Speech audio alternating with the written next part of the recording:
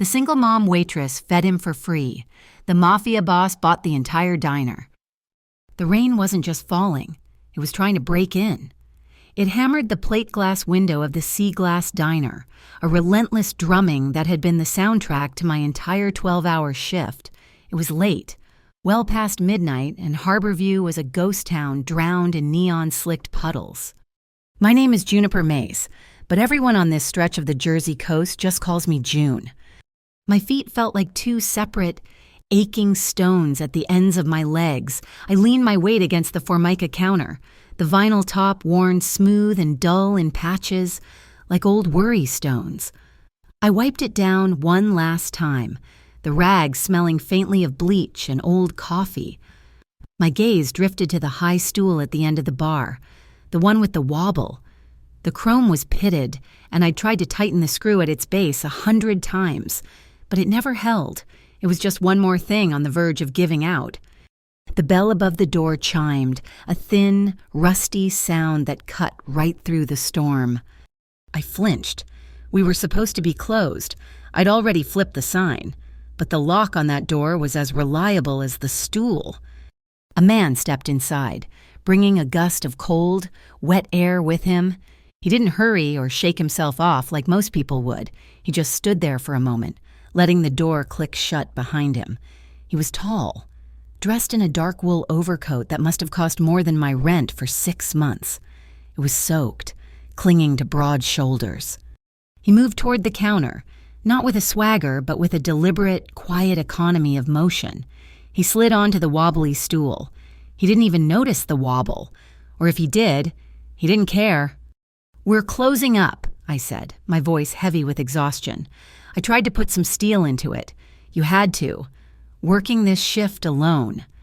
He just looked at me. His eyes were the color of the Atlantic before a storm, a deep, unsettling gray. They weren't mean, but they were assessing. They took in the diner, the empty booths, the flickering fluorescent light over the kitchen pass-through, and then me. I felt like he'd counted the fraying threads on my apron. "Just coffee," he said. His voice was low, smooth, but with a rough edge to it, like expensive whiskey poured over gravel. I sighed, turning to the machine. "Black coffee," I muttered, more to myself than to him. I poured the last of the pot. Sludge that had been sitting on the warmer for 2 hours. It was practically tar. I set the heavy ceramic mug down in front of him without a word. He reached into his inner coat pocket and pulled out a leather wallet. He laid it on the counter, and I saw it was soaked through. He fumbled with the clasp, his fingers stiff from the cold. When he opened it, there was nothing inside but a few damp business cards and a driver's license I couldn't read from my angle. No cash, not a single bill. His jaw tightened, just slightly, but I saw it. I saw the flash of frustration, the kind of quiet humiliation that hits harder than anger. It was a look I knew well. I saw it in the mirror every time I looked at my overdue electric bill. I turned my back to him, busying myself with the soup tureen at the end of its cycle. I grabbed a bowl, the thick, chipped porcelain warm against my hands. I ladled out a heavy serving of the New England clam chowder. It was thick, full of potatoes and clams. Mabel, our cook, made it with real cream. I placed the bowl next to his coffee, along with a sleeve of crackers and a spoon. He looked up, those gray eyes narrowing. "I didn't order this." "I know," I said, grabbing my rag and wiping a spot on the counter that was already clean. "But the pot's got to be emptied anyway, and it's too cold out there to be hungry." He stared at me for a long time. I didn't meet his gaze. I just kept wiping that same spot. Finally, I heard the click of the spoon against the bowl. I risked a glance. He was eating, slow and steady, as if he was thinking about every bite. He was halfway through the soup when the door burst open again, the bell clanging wildly. This time, it wasn't a customer. 2 men in matching navy blue windbreakers strode in, clipboards in hand. The gold lettering on their backs read, "Urban Integrity Bureau." They looked like they'd never had a moment of integrity in their lives. "Ma'am, this establishment is in violation," the taller one announced, his voice booming in the small space. He had a pencil-thin mustache that looked like it was drawn on with marker. "Excuse me, we're closed," I said, my hand instinctively going to the small silver locket I wore. My son, Micah, had given it to me. "We received an anonymous tip regarding multiple kitchen safety infractions." The short one chimed in, already peeling a sticker off a sheet. "We're shutting you down pending a full inspection. That's a minimum 72-hour closure." My blood ran cold. 72 hours, that would kill us. That would kill me. That was 3 shifts. That was the grocery money. That was the copay for Micah's inhaler. "You can't," I said, my voice shaking despite myself. "We passed our inspection last month. I was here. I have the certificate posted." "The certificate means nothing if new violations are present," Mustache said, sniffing the air dramatically. "I smell potential contaminants." He was smelling old coffee and bleach.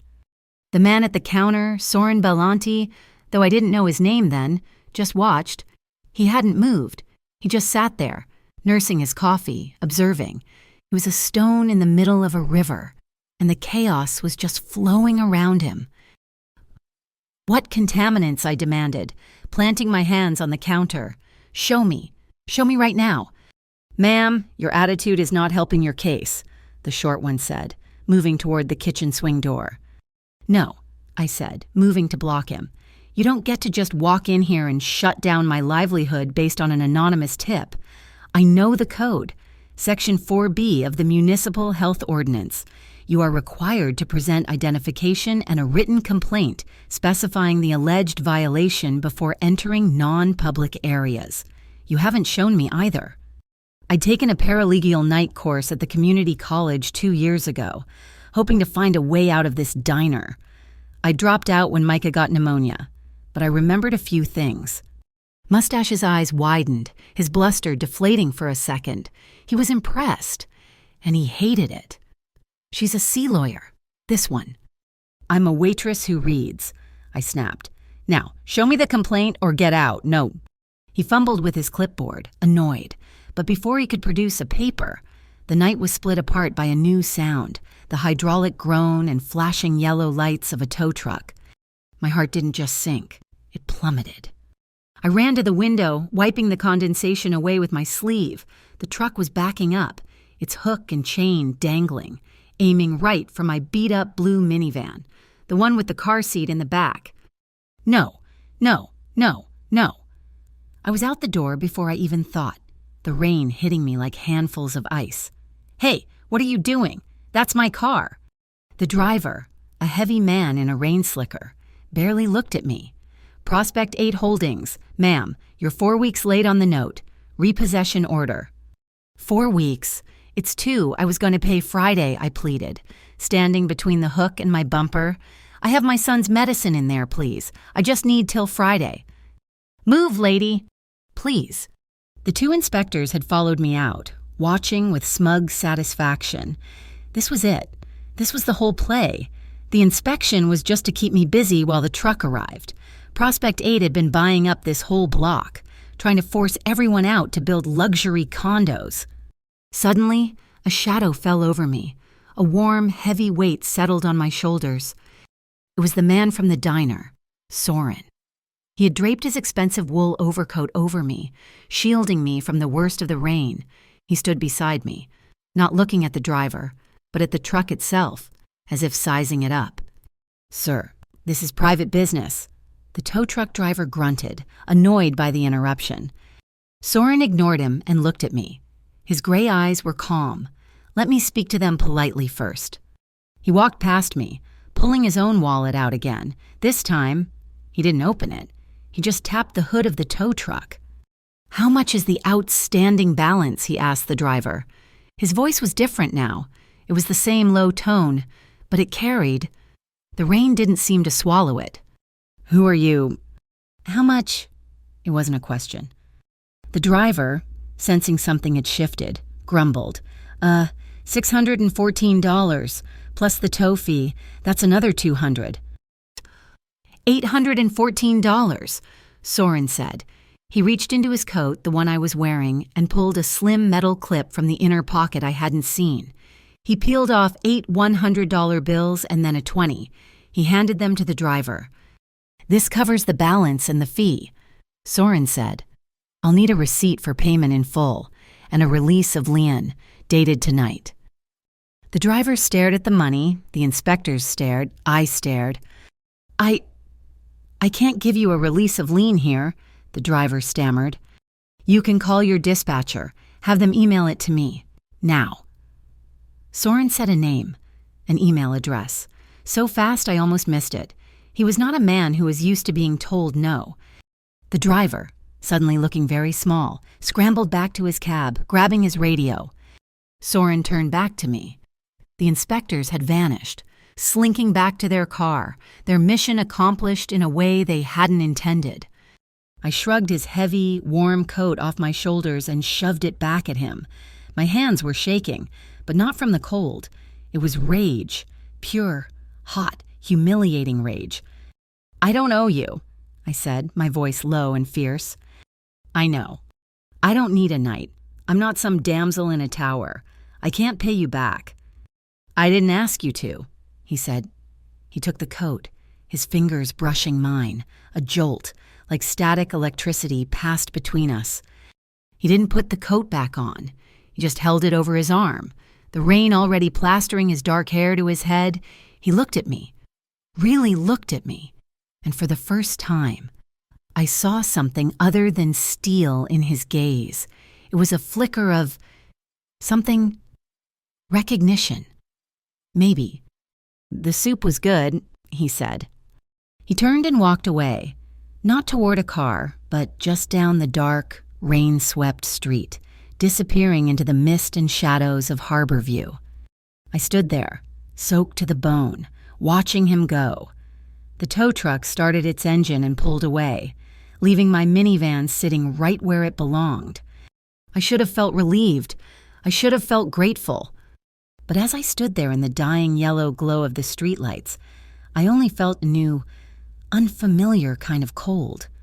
My little world, the one I held together with duct tape and late shifts, had just been breached. And I had a terrifying, bone-deep certainty that the trouble I knew the bills, the inspectors, the repo men was nothing compared to the trouble that had just walked out of my diner. Sleep hadn't really come. Maybe 2 hours, max, fractured by the memory of yellow flashing lights and the sheer, cold panic of near repossession. My bones felt like they were still damp from the rain, but exhaustion is a luxury a single mother can't afford. The morning sun was a weak, watery yellow smudge over the harbor, promising nothing in the way of warmth. I pulled Micah's small, stubborn arms through the sleeves of his red puffer jacket. He was 5 years old, all sharp elbows and endless questions. Why was the car window wet on the inside?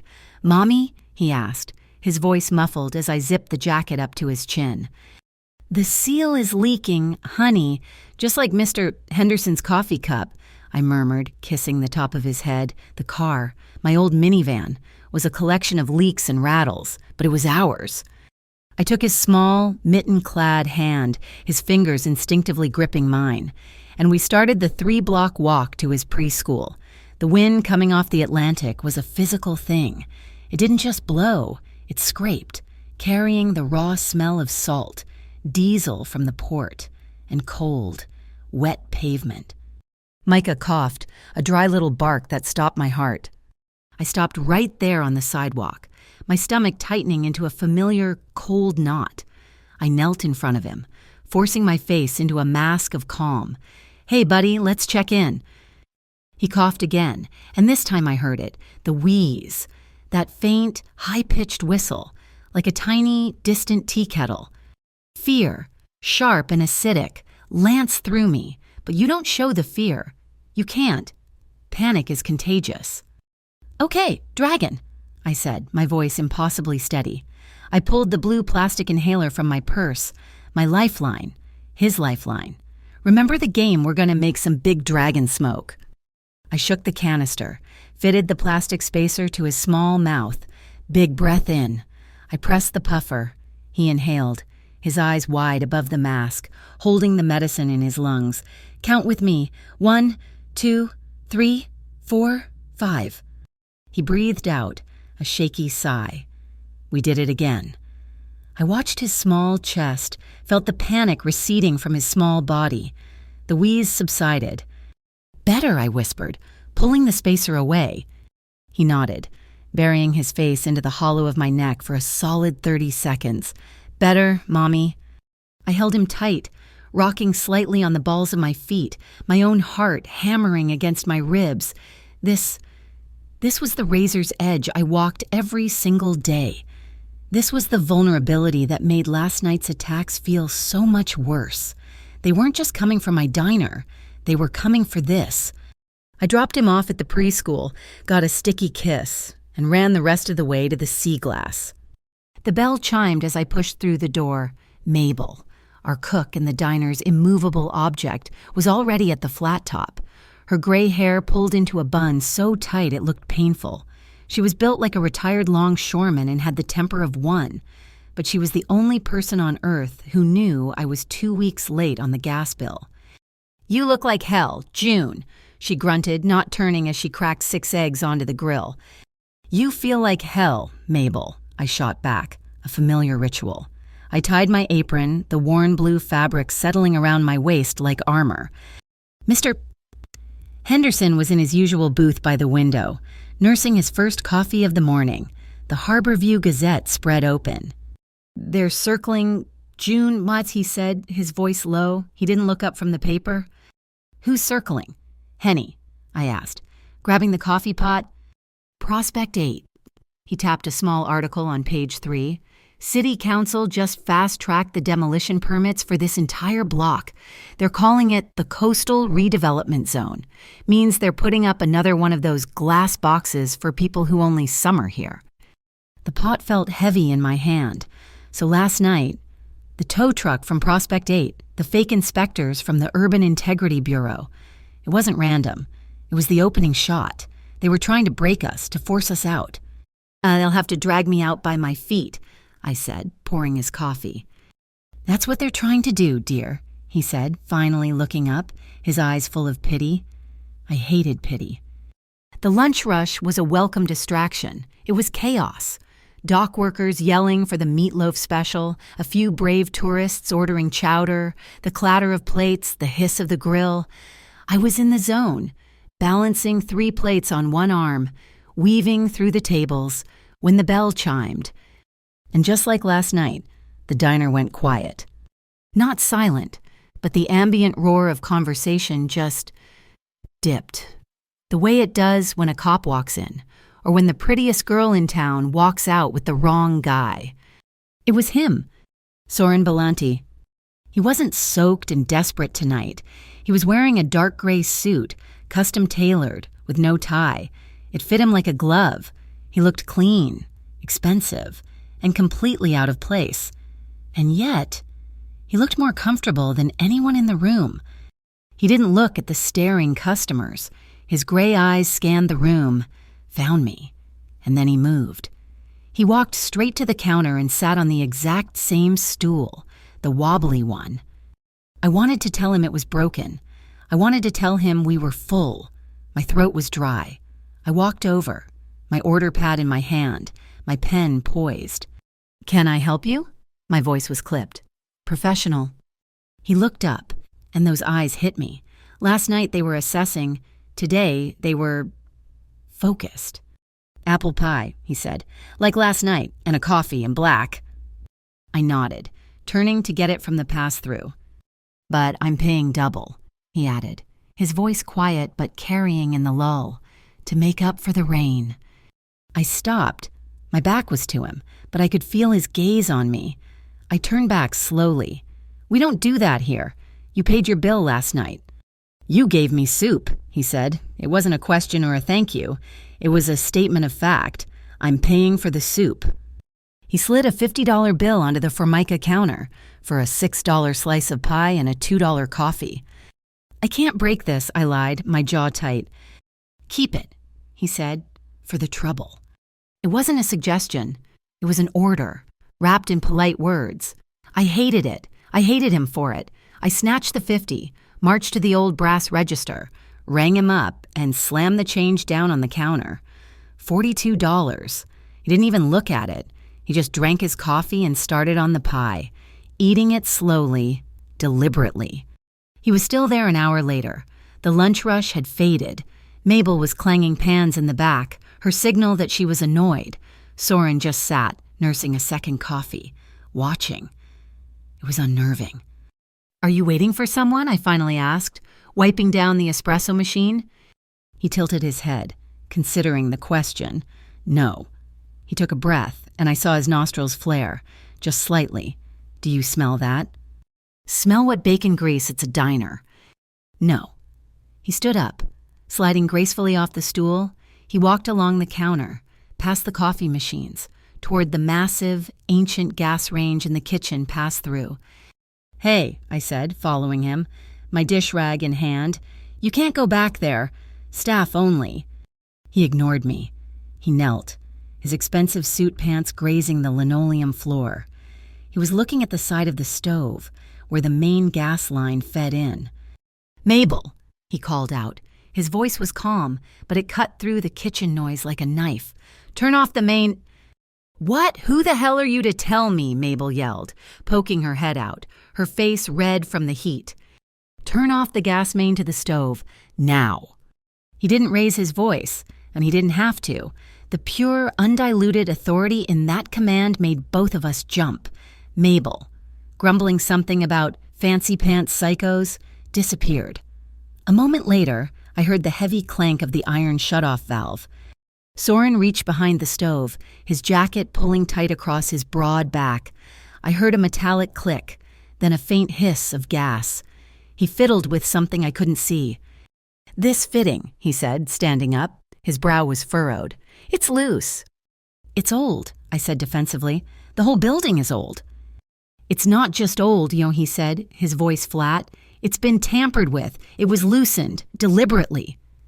He pulled a sleek black phone from his pocket. He tapped the screen once. "I'm calling an independent inspector. He'll be here in 10 minutes. I almost laughed. An inspector in 10 minutes? A city inspector takes 2 days, if you're lucky. "He's not a city inspector," Soren said simply. Exactly 8 minutes later, a man in clean gray overalls carrying a digital sensor walked in, and he didn't look at me, just nodded at Soren. He went straight to the stove, knelt, and ran the sensor along the line. "Whoa," the man said, looking at the reading. "You got a slow leak here, ma'am. Not enough to blow the place up. Not right away, but it's steady. It's enough to fail an inspection, a big one, enough to get you condemned." My blood turned to ice. A trap. Not arson, which would be obvious and draw police. Just a quiet, insidious safety violation. A pretext to let the Urban Integrity Bureau come in and shut us down for good. "They're playing dirty," I whispered, leaning against the counter. I felt dizzy. "They are," Soren agreed. He looked at the few remaining customers. Mr. Henderson reading his paper, 2 truckers arguing over a map in a booth. "We need to clear the diner." "What do I tell them?" My voice was shaking. "A gas leak. It'll cause a panic. We'll never get them back." "You tell them," Soren said, stepping away from me, his voice pitching just right, just loud enough to carry, "that we're doing a mandatory fire safety drill. Apologies for the inconvenience. Folks, we have to test the alarms. We'll need everyone to step outside for about 15 minutes. Coffee's on the house when you come back in." He didn't shout. He didn't panic. He just spoke. And people moved. They grabbed their coats, grumbling about the cold. But they moved. He directed them out the front door, calm and steady. Mabel watched him from the kitchen, her arms crossed.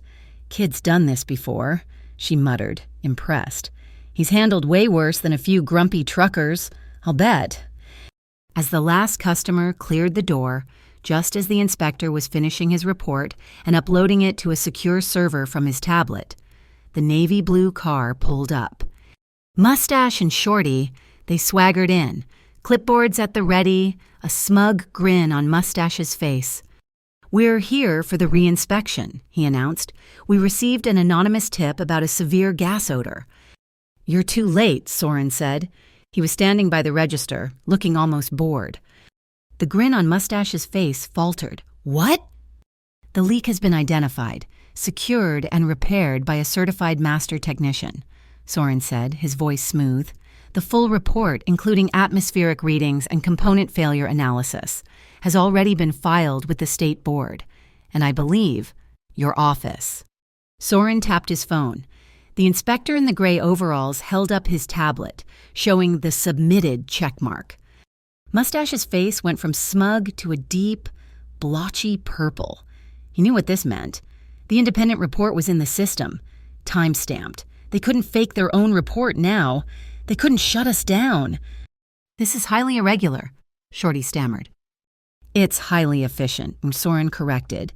"Now, unless you have another fake violation to report, I believe the diner needs to prepare for the dinner rush." Defeated and absolutely furious, they turned and left. The bell chimed mockingly behind them. The diner was silent, the gas was safe, the inspector was gone. It was just me and him. The air was thick with the smell of old coffee, adrenaline, and something else. "You saved my day," I said. My voice was quiet. I hated admitting it. "You saved my business. Again, why?" He turned to look at me, leaning against the counter. He was so close now. I could smell the faint, clean scent of his cologne, something like cedar and ozone. "I hate people who exploit the weak," he said, his voice a low rumble. "I hate bullies." "So you're what a hero," I scoffed, trying to build my walls back up. A small smile touched the corner of his mouth. It wasn't a full smile, but it changed his entire face. It made him look less like a weapon and more like a man. "No, June, I'm just a man who likes your apple pie." He looked at me, his gray eyes tracing the line of my jaw, dropping to my mouth, my breath hitched in my throat. The space between us was electric. It was a tangible thing. A humming wire pulled tight. I could feel the heat rolling off him in waves. I wanted to step back. I wanted to step forward. He held my gaze for 1 second longer, then 2, then as if making a decision, he gave a single, short nod. "I'll see you tomorrow." He turned and walked out, leaving the $42 in change on the counter. He left the diner silent and left me standing there with my heart pounding, a hole in my chest. The fire hadn't started, but the gas was definitely on. The victory of the previous day tasted like ash. It hadn't been a victory at all, just a postponement. I knew it the second I arrived at the diner, even before the sun had cleared the masts of the fishing boats in the harbor. The air was different, colder, heavier. It was wedged in the handle of the back door, the one I used for deliveries and trash, a plain white envelope already damp with the morning fog. No stamp, no address, just my name, June, scrawled across the front in thick, blocky letters that looked like they'd been written by a clenched fist. My fingers fumbled with the flap. My hands were clean, but they felt grimy. Inside wasn't a letter. It was a message, cobbled together from words cut out of magazines. It looked like a parody, something from an old movie, but the words were cold and real. "Sell the glass or burn with it." I dropped the note as if it had literally caught fire. It fluttered to the cracked pavement of the alley. "Sell the glass, the Sea Glass Diner, or burn." I looked around, my heart hammering a frantic rhythm against my ribs. The alley was empty, just the big green dumpster, the smell of old fry oil and the distant cry of a real seagull. This wasn't a safety violation trap. This wasn't a re-inspection. This was a threat, naked and brutal. I snatched the paper up, shoved it deep into the pocket of my jeans, and went inside, my hand shaking so hard I could barely get the key in the lock. I forced myself through the motions. Coffee on, lights on, grill warming up. I wouldn't show fear. Fear was what they wanted. Around 10, the mail carrier came, dropping the usual stack of bills, flyers for discount meat, and window envelopes on the counter.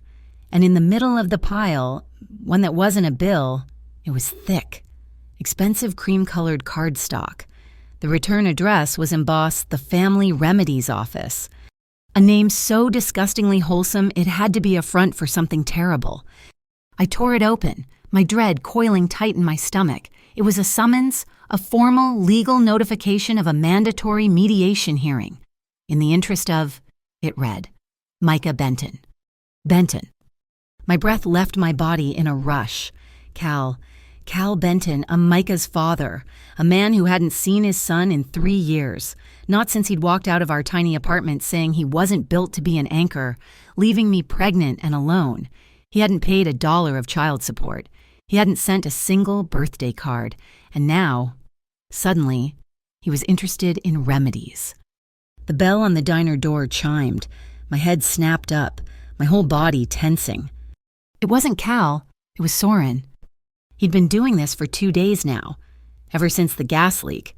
He'd come in at 9, take the window booth, the one that gave him a clear view of the street, the alley entrance, and the front door, and drink black coffee for 3 hours. He never said much. He just watched. He was a sentinel, a silent, brooding, expensive guardian angel I hadn't asked for and didn't know how to dismiss. It made my skin prickle and my pulse quicken every time he looked up. And then, an hour later, the bell chimed again. This time, my stomach didn't just drop, it turned to acid. Cal Benton slid into the diner, and the entire atmosphere soured. He'd changed. The greasy hair and the threadbare jeans were gone. He was wearing a suit. It was a cheap, shiny gray polyester suit that pulled too tight across his new gut. But it was an attempt. His hair was slicked back with too much gel. He looked like he'd won a free makeover from a pawn shop. "Junebug," he said, flashing a smile that was all teeth and no warmth. He didn't look at Soren in the window booth. He didn't look at anyone. He just focused on me. "What are you doing here, Cal?" My voice was low. I put down the coffee pot I was holding. "What? No hello for the father of your child?" He slid, uninvited, into the booth directly across from the counter. He steepled his fingers, like he'd seen someone do in a movie. "I see you got my invitation. The Family Remedies office. Very professional people. They're all about family reunification. Very big on a father's rights." "You don't have any rights, Cal," I hissed, leaning over the counter. "You forfeited them when you walked out." "Ah, that's where you're wrong," he said, his voice greasy with false confidence. "See, I've got standing now. I've got a position. I'm a consultant." "A consultant for what, a pyramid scheme?" "Prospect 8 Holdings," he said, and my world tilted. "I'm a financial advisor for their community outreach. I'm the one who finds the opportunities. And they've given me a real shot, June, a real future. A future I want to share with my son." There it was, the threads, the tow truck, the inspectors, and now, the final, ugliest thread. They were using my past. They were using my son. "You're scum," I whispered, my voice shaking with a rage so pure it almost choked me. "That's not what the office will see," he sneered, dropping the friendly act. "They'll see a man with a stable job and a bright future, and they'll see a single mother working nights in a failing diner in a building that's, let's say, at risk, safety violations, health code issues, maybe even fires." He looked me right in the eye. He knew about the note, or he'd sent it. "But," he said, raising his hands, "it doesn't have to be like that. I'm here to offer you a deal, a way out." He leaned in, his voice dropping.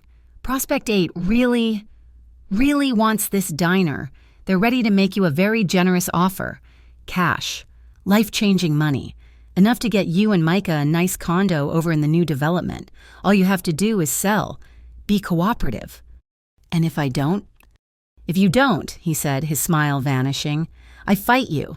For Micah. And I'll win. They have lawyers. June, real ones. What do you have this place?" He looked around in disgust. "You'll lose the diner. And then you'll lose him." I was going to launch myself over the counter. I was going to grab him by his cheap polyester tie and drag him out onto the street. Before I could move, a shadow fell over Cal's table. Soren. He had moved from his booth without making a single sound. He was just there. He didn't look at me. He was staring down at Cal, and the temperature in the diner dropped 10 degrees. I believe the lady asked you to leave. Soren said. His voice was calm. It was the calm of a deep ocean trench. Cal looked up, his bluster evaporating. He was a bully, and he'd just met a predator. Who the hell are you? This is a private family conversation.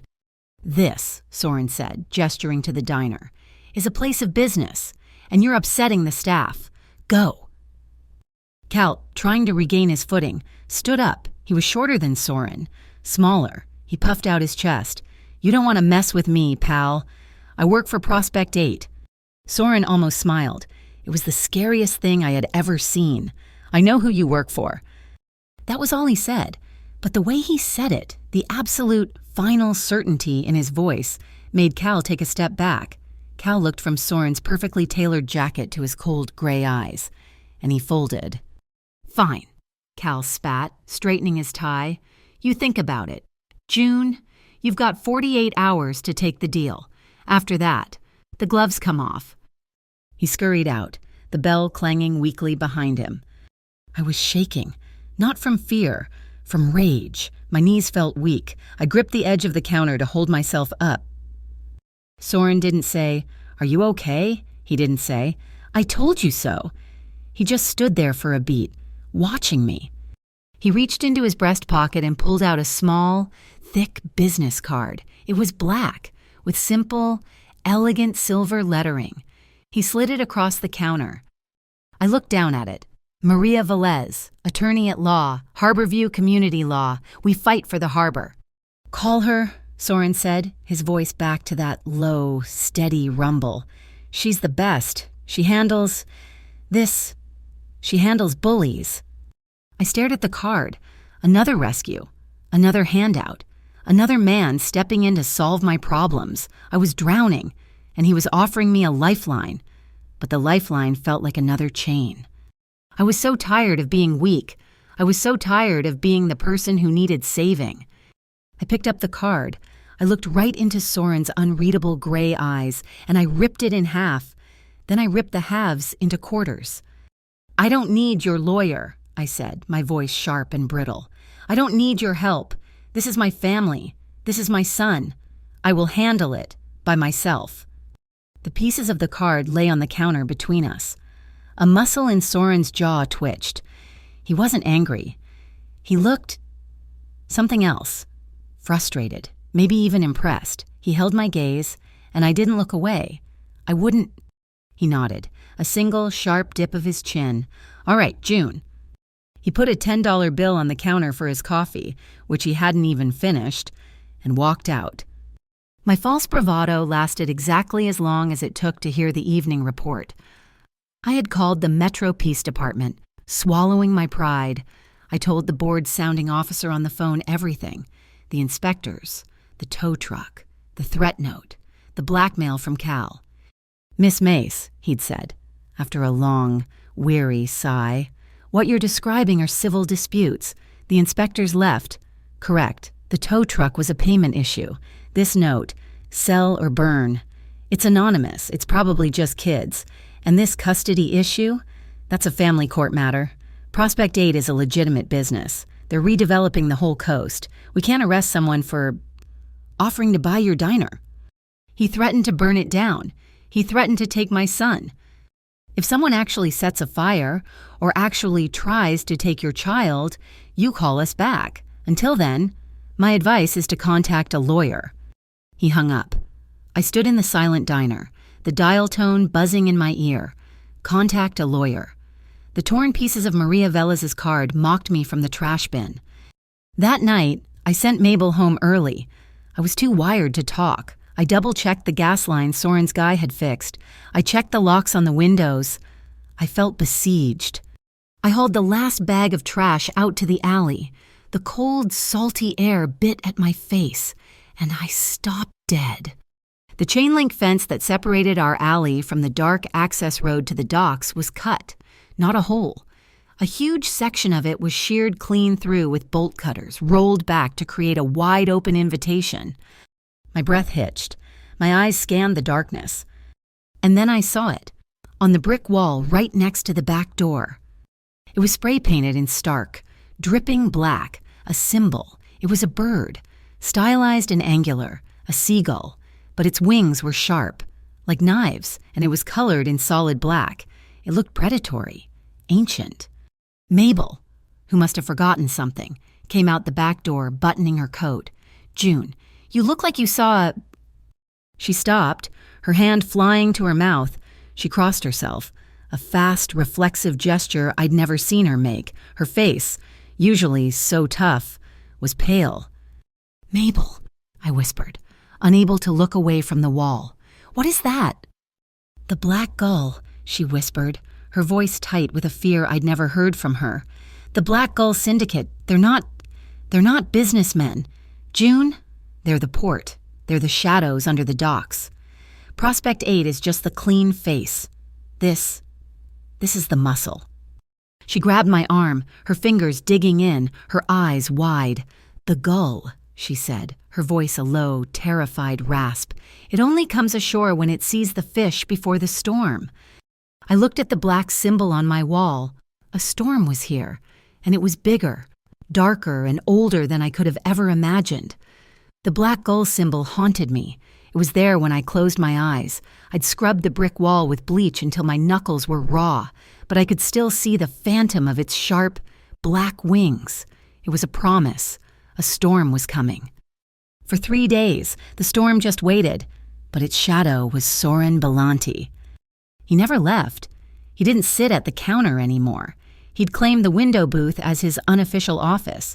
He'd arrive at 7 in the morning, before the first fisherman came in for coffee, and he'd stay until I shut the lights off at night. He drank gallons of black coffee, his laptop open, his phone buzzing quietly on the table.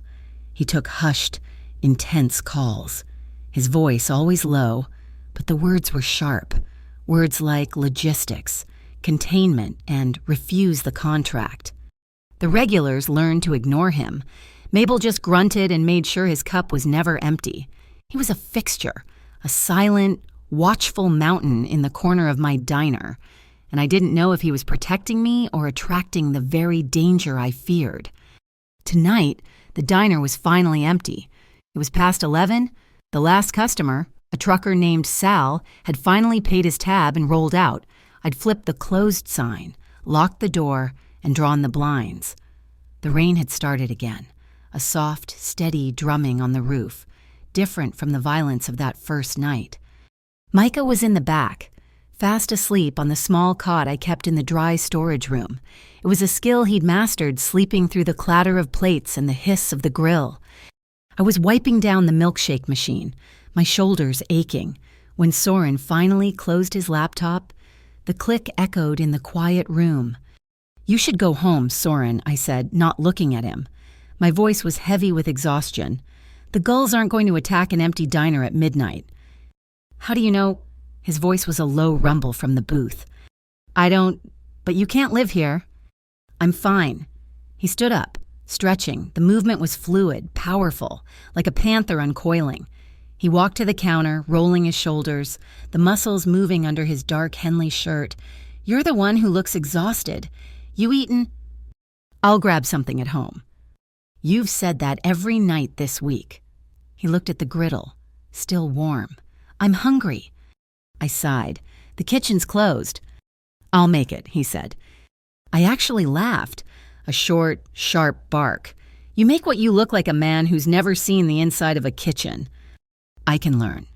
A reckless, tired impulse took over me. "Fine, but you're not making a mess I have to clean up. We're making pancakes.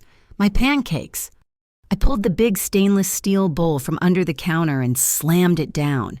I got the flour, the eggs, the buttermilk. "You're going to learn the secret." "Secret?" He leaned against the counter, his hip brushing the sleeve of my t-shirt. I moved away, grabbing a whisk. "Mabel's secret, the sea glass marble swirl pancake. Pay attention." I showed him how to measure the flour, how to fold, not beat, the batter.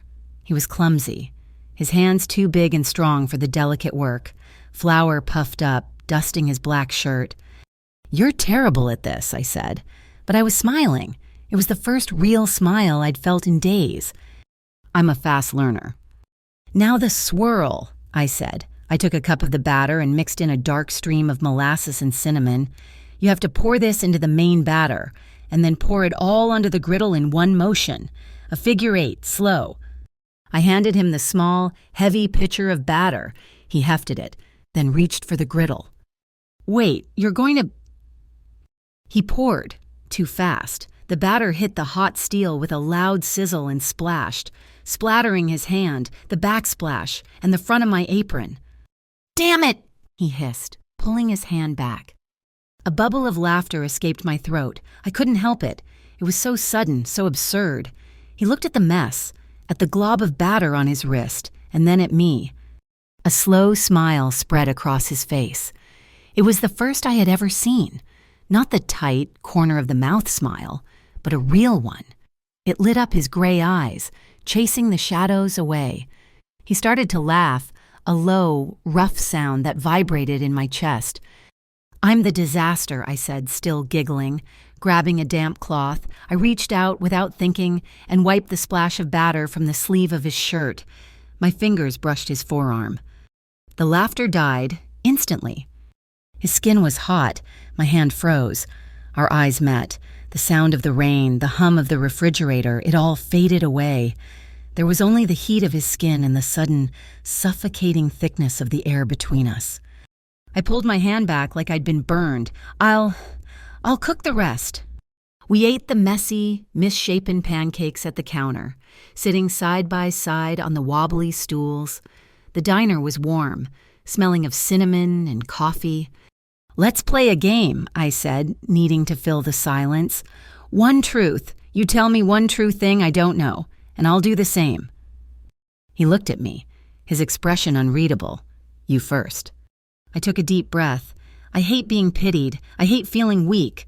When you stepped in with the tow truck with Cal, I appreciated it, but I also hated it. It felt like you were telling me I couldn't handle it, and I have to be able to handle it. I'm all Micah has. He was silent for a long moment, turning his coffee mug in his hands. "I wasn't pitying you, June. I was balancing the scales. They're playing a game with marked cards. I just slipped you an ace." He looked up, his gaze intense. "My turn." He stared at his hands. "I was born into this. My father built a shipping empire here in Harborview. He controlled everything that came in and out of that port, legal and otherwise, the Black Gull Syndicate. They were his business partners." My blood ran cold. I'd been eating pancakes with one of them. "But My father died 6 months ago," he said, his voice flat, devoid of emotion. "I came home to find a throne I never wanted. The Gulls think they own his legacy. They think they own me." He finally looked at me, and his eyes were full of a cold, hard fire. "I am not my father. I am cleaning his house. I'm cutting them out. Prospect 8, this whole development. It's their attempt to launder their money, to go legitimate without me. And they want this diner because they know I'm interested in it. Interested in the diner. In what's in the diner," he said, his voice dropping, and he held my gaze. My heart skipped a beat. The old jukebox, which I'd left on the local soul station, shifted tracks. A slow, smoky ballad began, all soft horns and a thrumming bass line. Soren stood up, pushing his plate away. He held out his hand. "What are you doing?" I whispered, and my voice shaky. "You look like you need to breathe for a minute." I don't dance." "Neither do I," he said. "Not in diners." His hand was just there, waiting, calloused, strong. I looked at it, then at his face. I wiped my palms on my apron, and I placed my hand in his. He didn't pull me. He just led me, 2 steps, to the small patch of checkered linoleum between the counter and the door. He didn't wrap his arm around my waist, didn't pull me against him. He just rested his other hand on my shoulder blade, his touch light, but so warm I could feel it through my shirt. It was steady. It wasn't a claim, it was an anchor. I rested my free hand on his shoulder. His shirt was soft. We moved slowly, barely at all, a simple side-to-side step in time with the music. The blue neon light from the Eats sign washed over us, turning the diner into a surreal, private ballroom. I could feel the solid muscle in his chest, the heat radiating from him. I had to tilt my head back to look at him, and his gray eyes were fixed on mine. The storm in them was gone. There was just him. "June," he whispered. It wasn't even a word. It was just a breath. His hand on my back shifted, just a fraction, his fingers spreading, pulling me almost imperceptibly closer. The space between us, which had been a safe distance, was suddenly electric, charged. I could smell the faint scent of cedar and the clean soap he used. I rose on my toes. He leaned down. My heart was beating so fast I thought it would break a rib. I could feel his breath, warm and tasting of coffee and cinnamon, on my lips. We were one breath away, one single, shared breath away from... "Mummy." The word small and sleepy shattered the world. We sprang apart. I stumbled back, my face burning. Soren took a half step back, his hands balled into fists at his sides, his jaw tight. Micah was standing by the stockroom door, rubbing his eyes, his little red blanket clutched in one fist. I had a dream about a spider. "Oh, baby," I said, my voice sounding strained and strange. I rushed over and scooped him into my arms, burying my face in his messy hair, breathing in his little boy smell. "No spiders, honey, just a dream." I looked over Micah's head at Soren. He was watching us, his expression tight, unreadable. He looked like a man who had just been woken up from a deep sleep. Our eyes met, and in that one look, a silent, frustrated promise passed between us. Another time. "It's raining," Micah mumbled into my neck. "It's loud." "Hey, Micah," Soren said. His voice was different, softer. He walked over, the tension easing from his shoulders. "The rain's not loud, it's just telling stories. Come here." He reached out. To my surprise, Micah, usually so shy, leaned toward him. Soren lifted him effortlessly, settling him on his hip. "See?" Soren said, walking to the front window, pushing the blind aside. "It's washing the streets clean." He pointed up, through a break in the clouds. "And look, right there. That's the hunter. He's watching over the harbor." Micah giggled, a high, clear sound that bounced off the stainless steel. "A hunter!" I stood back, my hand over my heart, and watched them. This man, this dangerous, complicated, terrifying man, was pointing out constellations to my son in the middle of the night. My heart, which had been a tight, guarded fist for 5 years, felt like it was melting, like hot, flowing sugar. It was terrifying. This is how you get hurt. June. My brain screamed at me to put the wall back up. He's not safe. He's the reason the storm is here. But my heart wasn't listening. My phone buzzed on the counter. The sound was ugly, violent in the quiet, warm diner. I walked over to it, my blood suddenly cold again. A text, unknown number. "Tomorrow. Close if you want to breathe." The sugar in my chest turned to ice. I must have made a sound, because Soren was at my side in an instant, Micah still perched on his hip. He looked at my face, then down at the phone screen. The warmth in his expression vanished. It was replaced by something cold and absolute. He set Micah down gently. "Micah, go get your shoes from the back. We're going to lock up." "Okay, Soars," Micah said and ran off. I looked up at Soren, my eyes wide, the phone shaking in my hand. What am I going to do? They're going to... breathe. He put his hands on my shoulders. His grip was firm, grounding me. He wasn't the man from the dance. He was the man from the storm. "No," he said, his voice a low, hard command. "They are not. I'll be here in the morning, before the sun, not to order you, not to save you." He leaned in, forcing me to meet his gaze. His gray eyes were chips of steel. "I'm coming to stand with you. I didn't sleep. I couldn't. I'd sent Micah to Mabel's for the night, telling him it was a special sleepover, a lie that tasted like ash in my mouth. I sat in the dark diner, my legs pulled up on the vinyl booth, clutching a cold mug of coffee I had no intention of drinking. The threat wasn't a metaphor. close if you want to breathe. It was a promise. He was true to his word. Soren arrived before the sky had even begun to pale, slipping through the back door so quietly he was just a shadow detaching itself from the others. He wasn't in a suit. He wore dark jeans, heavy boots, and a black canvas jacket that looked thick enough to stop a blade. He looked like he belonged to the night. "They said breathe," I whispered, my voice hoarse in the silence. "It's a smoke out, Metcalf," he said. His voice was a low growl. All sleep chased from it. "They don't want to burn it down. Not yet. They want to smoke you out the front door. Panicked and in your pajamas. They want to terrorize you into selling." He checked the front lock, then moved back to the kitchen. "They'll come from the alley. It's the blind spot." "What do we do?" "We wait." The sky was just turning that sick, bruised purple that comes before dawn when we smelled it. Not gas this time. It was the acrid, chemical smell of an accelerant, followed by the heavy stink of burning plastic. "Showtime," Soren said, his voice devoid of any fear. It was just ready. I grabbed the big red fire extinguisher from under the counter, my heart hammering a frantic rhythm against my ribs.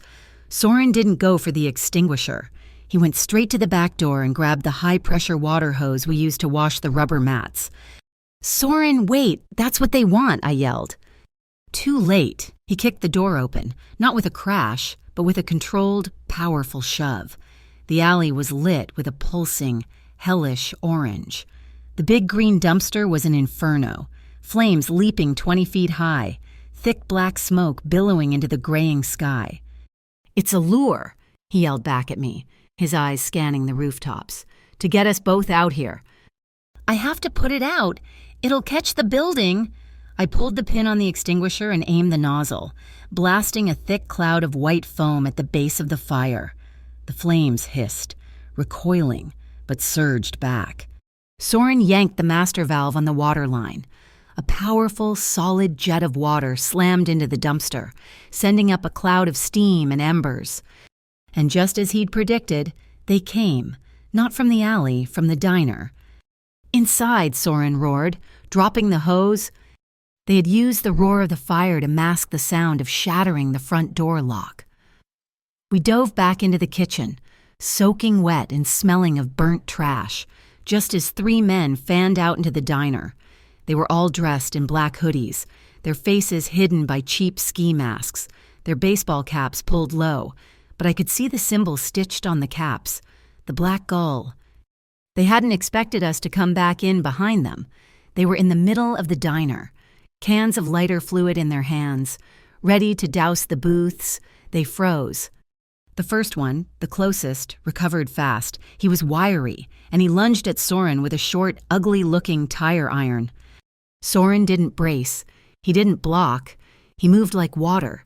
He sidestepped the wild swing, grabbed the man's extended arm with one hand, his shoulder with the other, and used the man's own momentum to pivot, sending him spinning head first into the heavy steel jukebox. The thud of the man's head hitting the machine was followed by the sound of shattering glass as the jukebox selection panel cracked. The man crumpled to the floor, stunned. The second one saw me and changed direction. He was big, and he raised his own crowbar. "Give me the register, lady." The fire extinguisher was empty. I had nothing. "June," Soren's voice was a whip crack. I didn't think. My body just reacted.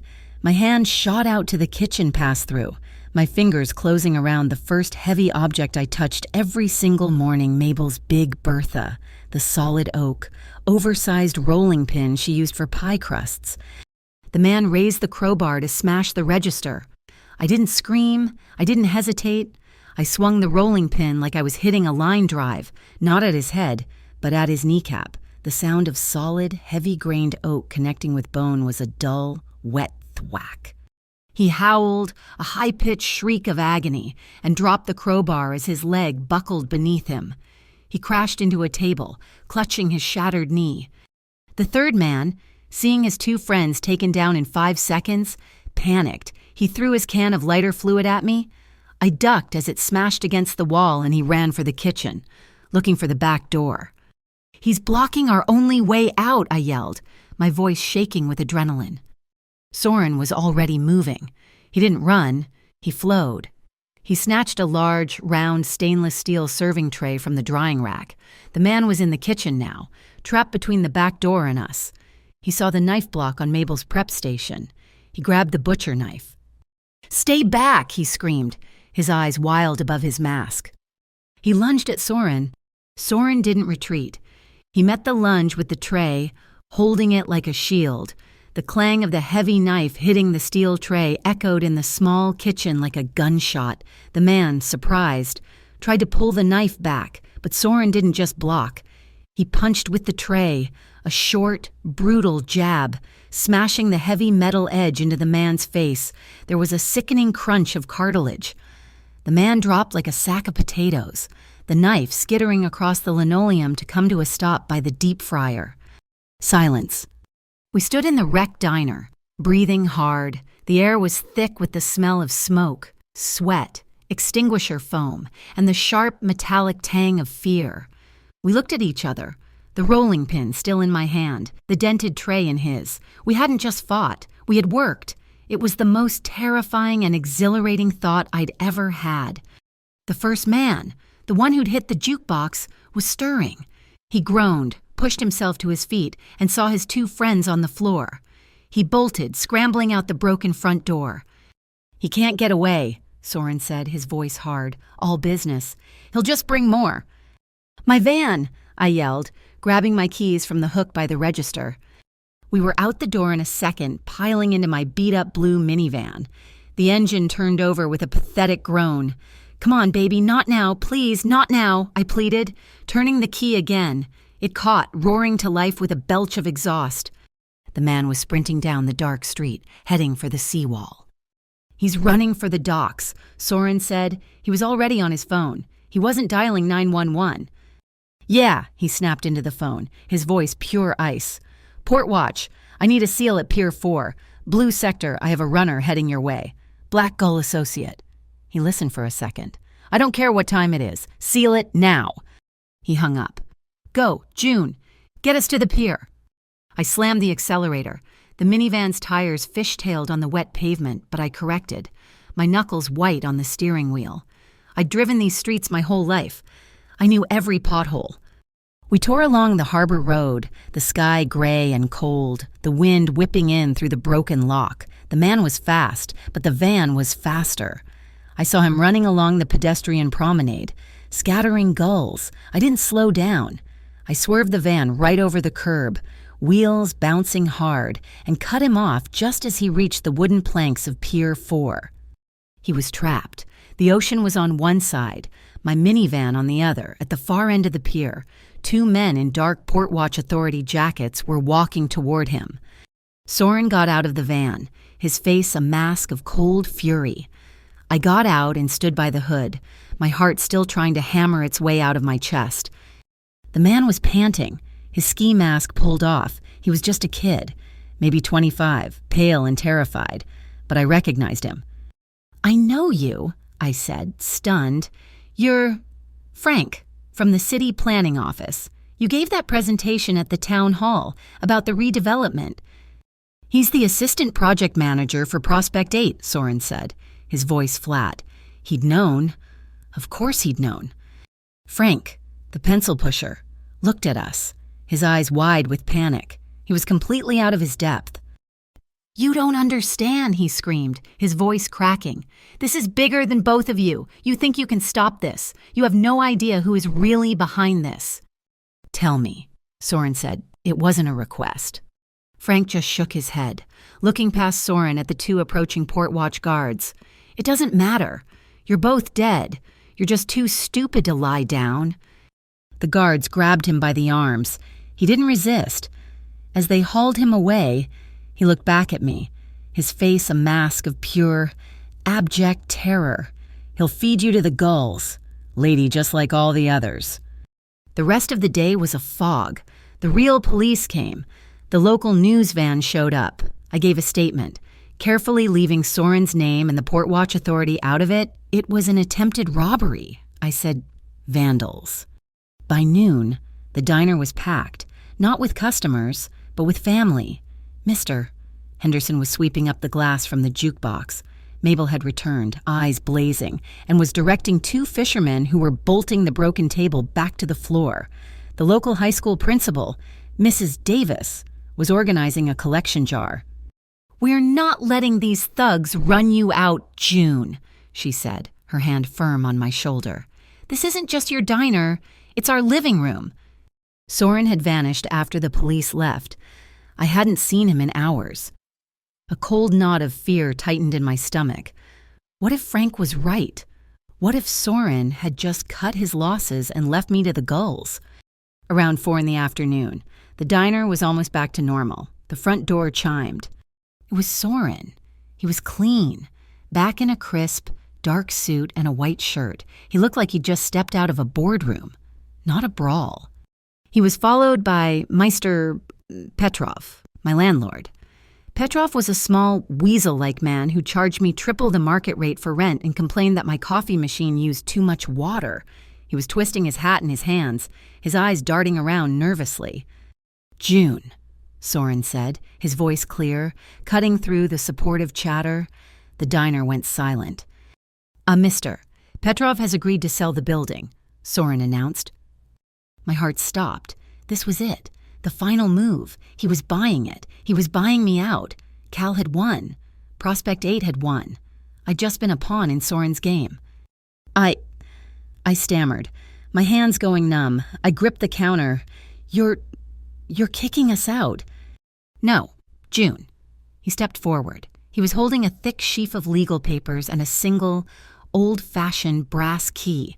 "I'm not—" He placed the papers on the counter, turning them to face me.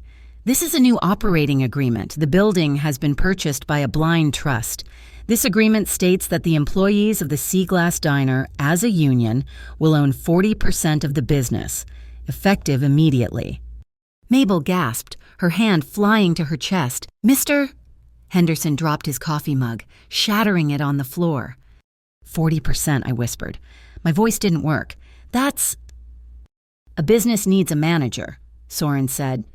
He took my hand, my rough, calloused, waitress hand, and turned it palm up.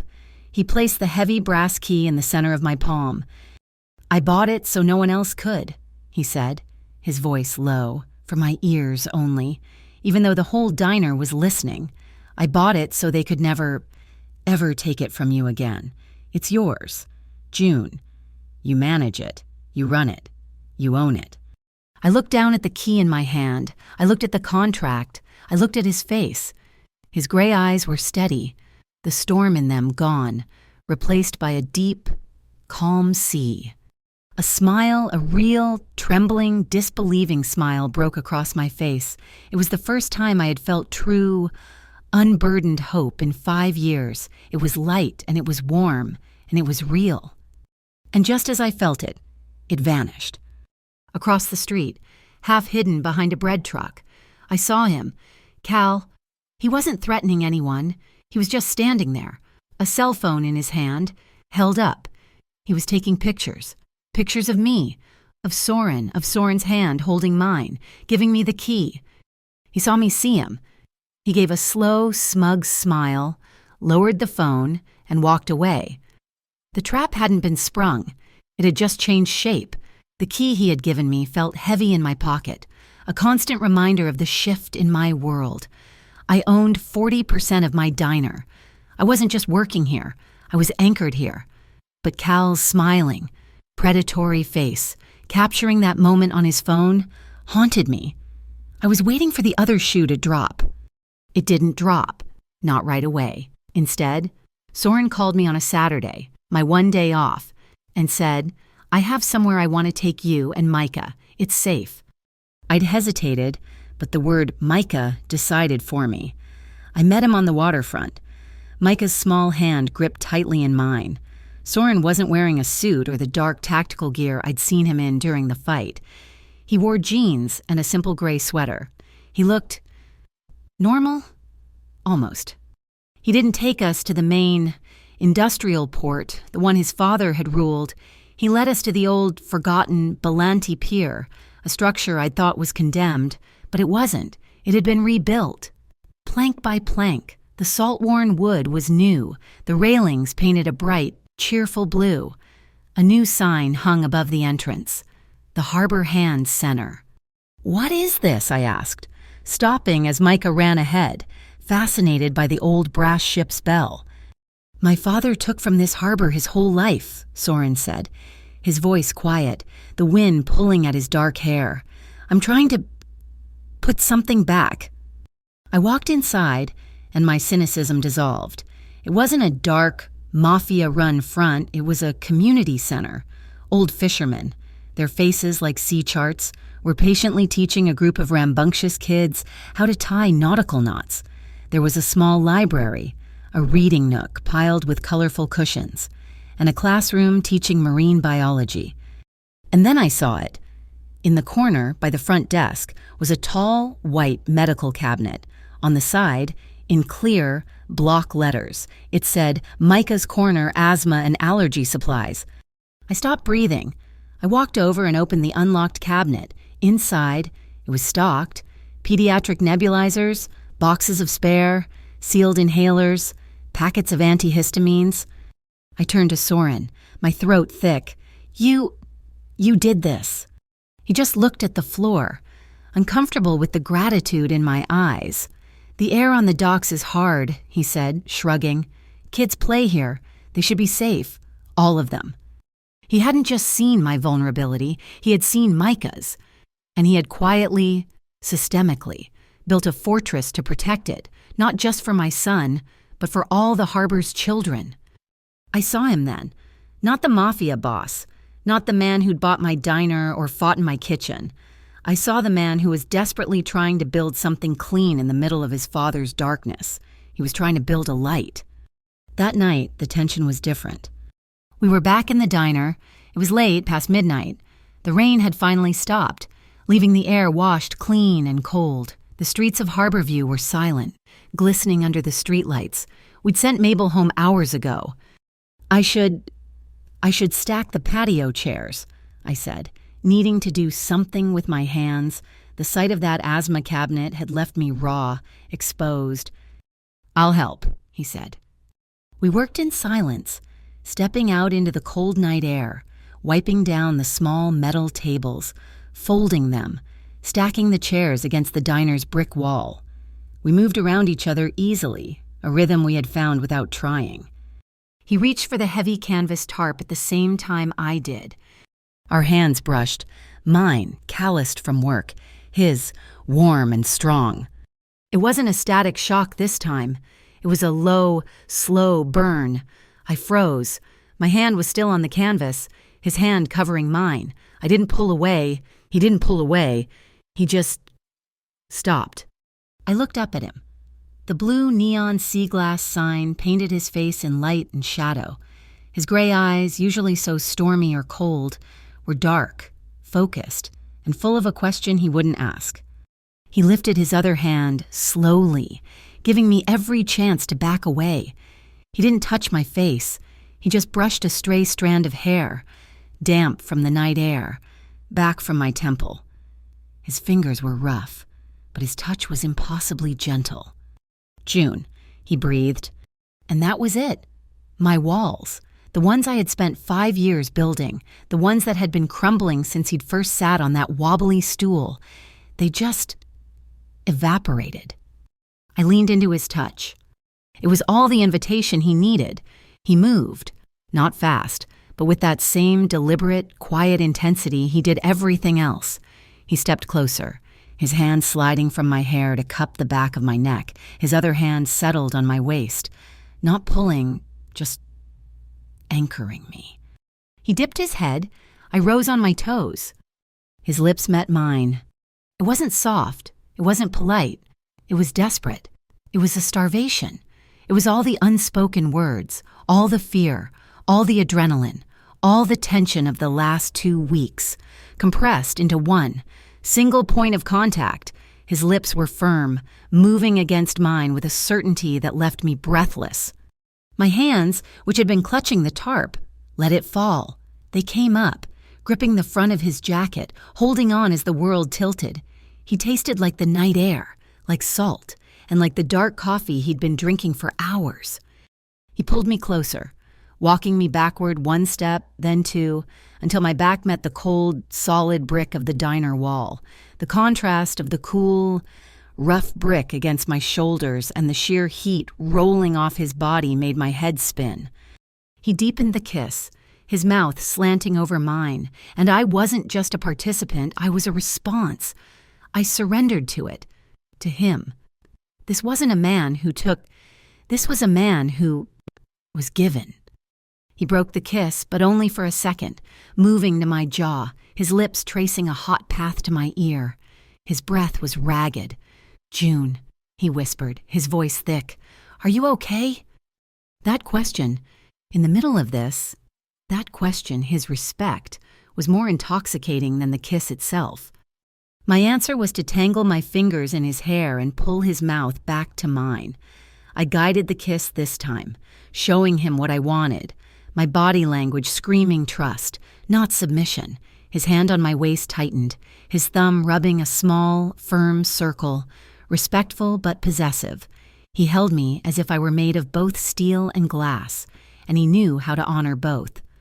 We stayed there, locked together in the blue neon light. Lost. It was too much. It wasn't enough. We pulled apart, slowly, his mouth leaving mine with a reluctance that echoed in my own chest. We didn't move away. We just rested, foreheads touching, breathing each other's air. A small, breathless laugh escaped my throat. He echoed it.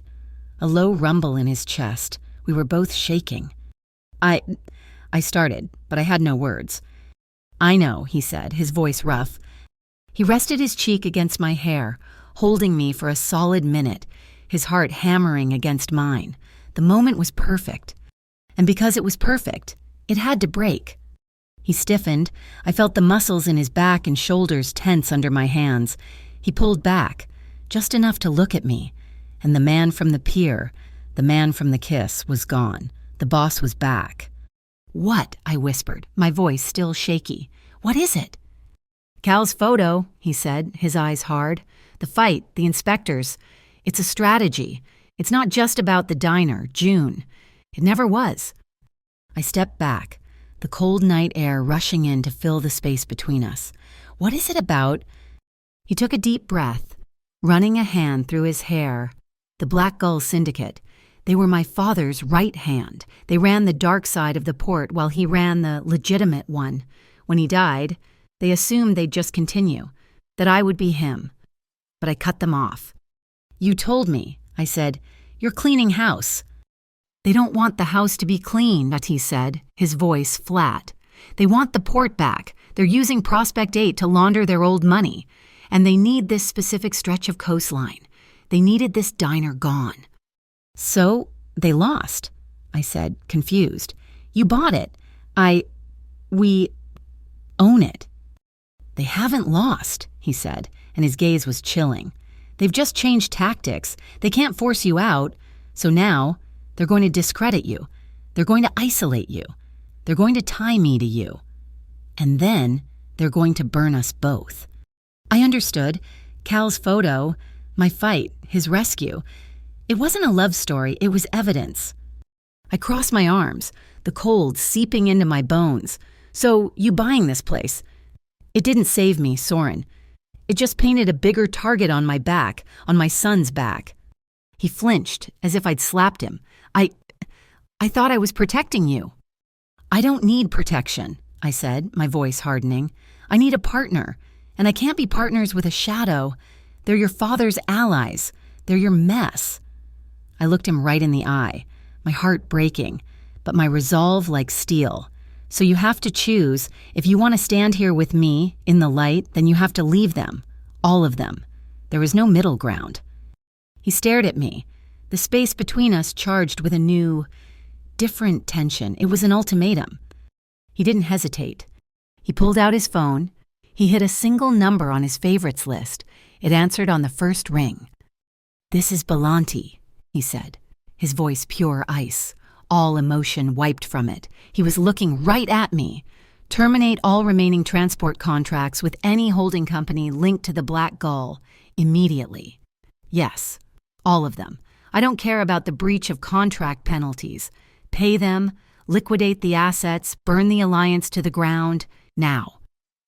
He hung up, never breaking eye contact. He had just detonated his own empire for me.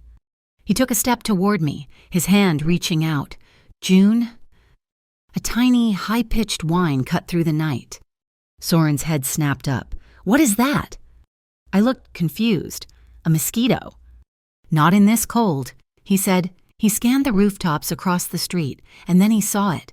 A tiny red light, hovering in the darkness, about 30 feet up. A drone. "Get inside," he hissed, grabbing my arm and pulling me back into the shadows of the diner doorway. "Get inside, now."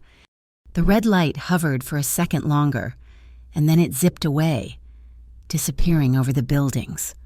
We stood in the dark diner, the silence vibrating, the kiss, the promise, the choice. It had all been seen. It had all been recorded. The next morning, Mabel came in, her face pale, holding her phone. "June," she said, her voice trembling, "you need to see this." She showed me the screen. A local smear blog, one known for hitting politicians and businesses, had a new front-page story. The headline was brutal, Harborview's waitress heroine or mobster's mistress. And below it, Cal's photo, a picture of Soren giving me the key, his hand on mine, and worse, a new, grainy video, clearly taken from a distance. It was footage from last night. It was us, by the brick wall. It was the kiss. The kiss was everywhere, not just on my lips, but on the internet. The diner, which had become a fortress of community support, was suddenly quiet. The regulars still came, but they didn't meet my eye. The talk wasn't about the fishing. It was about me. I wasn't Harborview's heroine anymore. I was, according to the smear blog, Belanti's newest acquisition. They used Cal's photo, the one of Soren giving me the key, as proof of a payoff. The drone footage of our kiss was the dirty, grainy confirmation. I was toxic, and Soren, true to his word, had disappeared. He was fighting the war he'd promised to start. He'd cut ties with the Black Gulls, and I knew, instinctively, that a war like that wasn't fought in the daylight. He was protecting me by staying away. But it left me isolated. It left me holding the bag. I wouldn't be a victim. I wouldn't be the mobster's mistress waiting for her white knight. They had attacked my name. I was going to find out why. I didn't have weapons. I didn't have an army. I had a diner, and a diner has secrets. Mr. Petrov, the old landlord, had left years of junk in the basement storage room. I told Mabel I was doing inventory. For 2 days, I dug. I wore a mask against the mildew and dust, sneezing as I pulled open filing cabinets rusted shut. I found invoices from the 1960s, expired food licenses, old menus. And then I found it, tucked under a moldy stack of canvas aprons, a ledger. Not for finances. It was bound in heavy, oil-stained leather, and the pages were brittle with age. The entries weren't in dollars. They were in units and crates. It was a shipping ledger from the Prohibition era. And then I saw the map, drawn in faded ink on the back cover. It showed a line, running from cellar, our basement, directly to Pier B, the old name for the original Belanti Pier. A tunnel, a smuggling tunnel from the 1920s, right under my feet. The Black Gulls, Prospect 8, they didn't just want my diner, they wanted the access beneath it. I kept digging, a new fire in my veins. I found a more recent box. Structural maintenance, 1990 present. Inside. I found a series underscore of invoices from the last 6 months. Grease trap excavation. Foundation assessment. The vendor was a shell corporation I'd never heard of, but the authorization signature at the bottom of every single one. I knew that sloppy, arrogant scrawl. Cal Benton. And the invoices were being paid by Prospect 8, but they were cross-referenced with a project code I recognized from the newspaper and Enact. The North Atlantic Coordinated Task Force, the Public Redevelopment Fund. My hands were shaking. This was it. This was the whole rotten scheme. The Black Gulls were using Cal to funnel public money from the NACT, using the redevelopment as a cover to pay Prospect 8 to renovate my block, all to regain control of their old smuggling tunnel. I had the what. Now I needed the who to say it out loud. I took a deep breath, swallowed every scrap of my pride, and dialed Cal's number. He answered on the second ring, his voice smug. Well, well. To what do I owe the honor? Junebug, come to your senses. I pitched my voice to sound exactly the way he wanted, broken, terrified, desperate. Cal, please, that blog. Everyone thinks. Soren isn't answering his phone. I'm ruined. You were right. You were right about everything. I'll take the deal. I'll take anything. Just call them off. Please. I could hear the smile in his voice. It's too late for that, sweetheart. You picked the wrong horse. You should have stuck with me. I know, I cried, letting a fake sob catch in my throat. I know, Cal. You're the one who's really in charge, aren't you? You're the one they listen to. Please, just tell me what I have to do. He puffed up like a toad. That's right, I'm the guy. I'm the one who makes it all happen. He lowered his voice. Conspiratorial and stupidly arrogant. Meet me, the old packing plan on Pier 7. Will, negotiate your exit package. Come alone. Thank you. Cal, oh, thank you. I hung up. My hand was steady as I hit the voice memo app on my phone and slipped it into my jacket pocket, pressing record. The packing plant was a skeleton of rust and broken glass. Cal was waiting inside, the wind whistling through the empty frames. You look terrible, June, he said, enjoying it. Cal, the deal, what is it? Simple. You sign over the diner.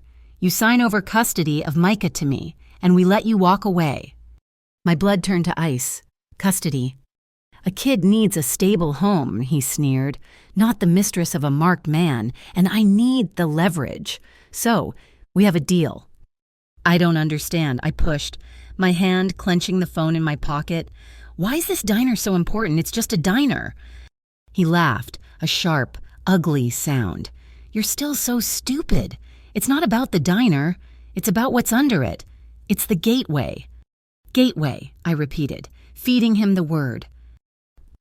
The Black Gulls need their old routes back. To me, he bragged, pacing in front of me, swelling with his own importance.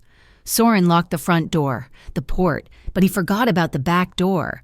And the NACT, all that sweet, clean public money for the redevelopment. He tapped his own chest. I'm the door. June. I'm the one who connects the NACT money to the Prospect 8 construction, and it all runs. Right through your basement. I had it. I had the whole confession. I have to think, I stammered, backing away. This is too much. You don't get to think, he snarled, his face twisting, the nice guy act gone. You get to sign. I have to go. I turned and ran. Grab her, Cal screamed. I didn't even get 10 feet. A black van, the kind with no side windows, screeched around the corner of the warehouse. It wasn't Cal's men. These men were big, wearing crisp, dark blue uniforms with a small, discreet Prospect 8 logo on the shoulder. They were on me before I could even scream. A hand clamped over my mouth, thick and smelling of leather. They didn't hit me. They were terrifyingly professional. They bundled me into the back of the van. The door slammed, and I was in total darkness. Got her and the phone, one of them said. My heart stopped. They'd taken the phone. They had the recording. It was over. They frisked me, patting down my pockets. They took my purse, my keys. She's clean. The van drove for what felt like an hour, the turns sharp and violent. The door slid open. I was hauled out, my eyes blinded by a dim, flickering light. They dragged me inside a building. The air was frigid. They threw me onto a hard, metal floor. I heard the thud of a heavy, insulated door, the sound of a locking bar dropping into place. I was in a freezer, a commercial, walk-in cold storage unit. The smell of old fish and frost was overwhelming. My hands were tied in front of me. the zip ties biting deep into my wrists. They didn't take everything. They missed it. They missed the one thing they couldn't possibly have known about. On my wrist, on the band of my cheap digital watch, was a small plastic dolphin charm, a gift from Micah. "Press his belly, Mommy," he'd said, "and he'll sing." Soren had replaced the cheap plastic squeaker with a tiny, silent GPS beacon after the first attack. I curled into a ball, my hands trembling so hard I could barely move them. The cold was immediate. It was seeping through my jeans, my jacket. I had to get my hands free. I staggered to my feet, my eyes adjusting. Crates were stacked everywhere, sacks of rock salt, and in the corner, a pile of refuse, old cans. I kicked at the pile, separating a single, dented soda can. I stomped on it with my heel, the metal screeching, splitting the lid open into a sharp, jagged edge. I sat down, my back against the icy wall, and jammed the can under my boot. I wedged the zip tie into the sharp aluminum crease, and I began to saw. It was agony. The metal bit into my skin as much as the plastic. My fingers were already numb. Blood dripped onto my jeans, freezing almost instantly. But the plastic was giving, "Pull, saw, pull." It snapped. My hands were free. I lunged for my watch. I jammed my thumb onto the dolphin's belly, holding it for the 3 seconds required. A tiny blue light on its fin blinked once. Activated.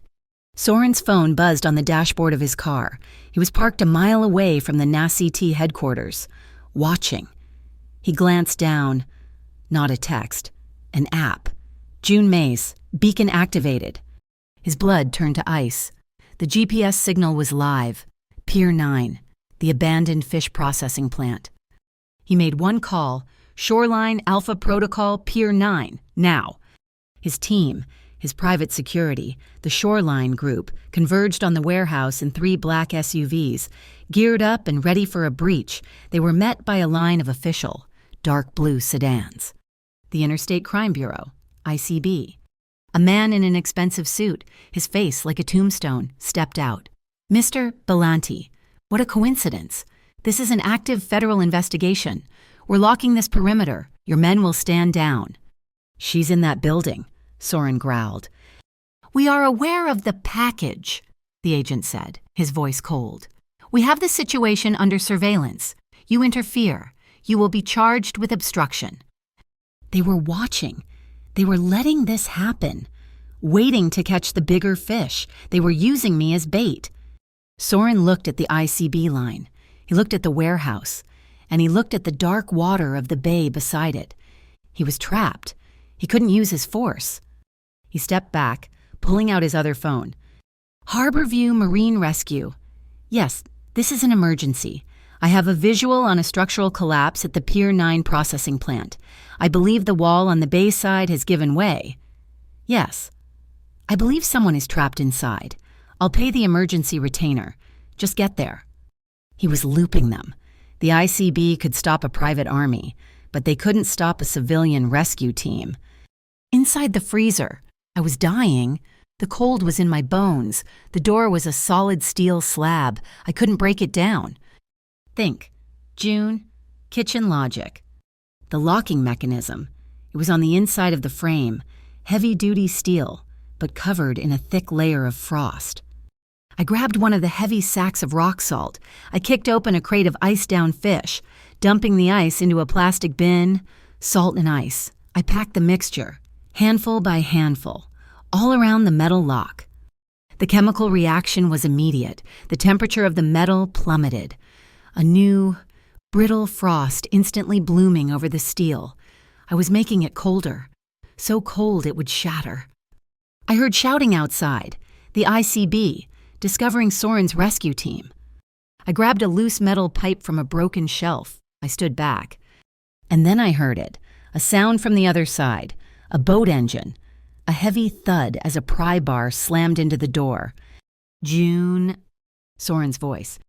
"I'm here, the lock is frozen," I screamed, my voice raw. I hefted the pipe. I jammed it against the brittle, salt and ice-covered locking mechanism. I put my back into it, all my weight, all my fear, all my rage. A sound like a gunshot. The metal didn't bend, it shattered. The door was ripped open from the outside. 2 men in Marine rescue jackets stood there, holding pry bars, and right behind them, his face a mask of thunderous, beautiful rage, was Soren. He saw me, shivering, bleeding, but standing. He crossed the room in 2 strides. He didn't say a word. He just pulled me into him, his arms crushing me, his hand burying itself in my hair, holding my head against his chest. It wasn't the kiss from the alley. It wasn't passion. It was possession. It was a promise.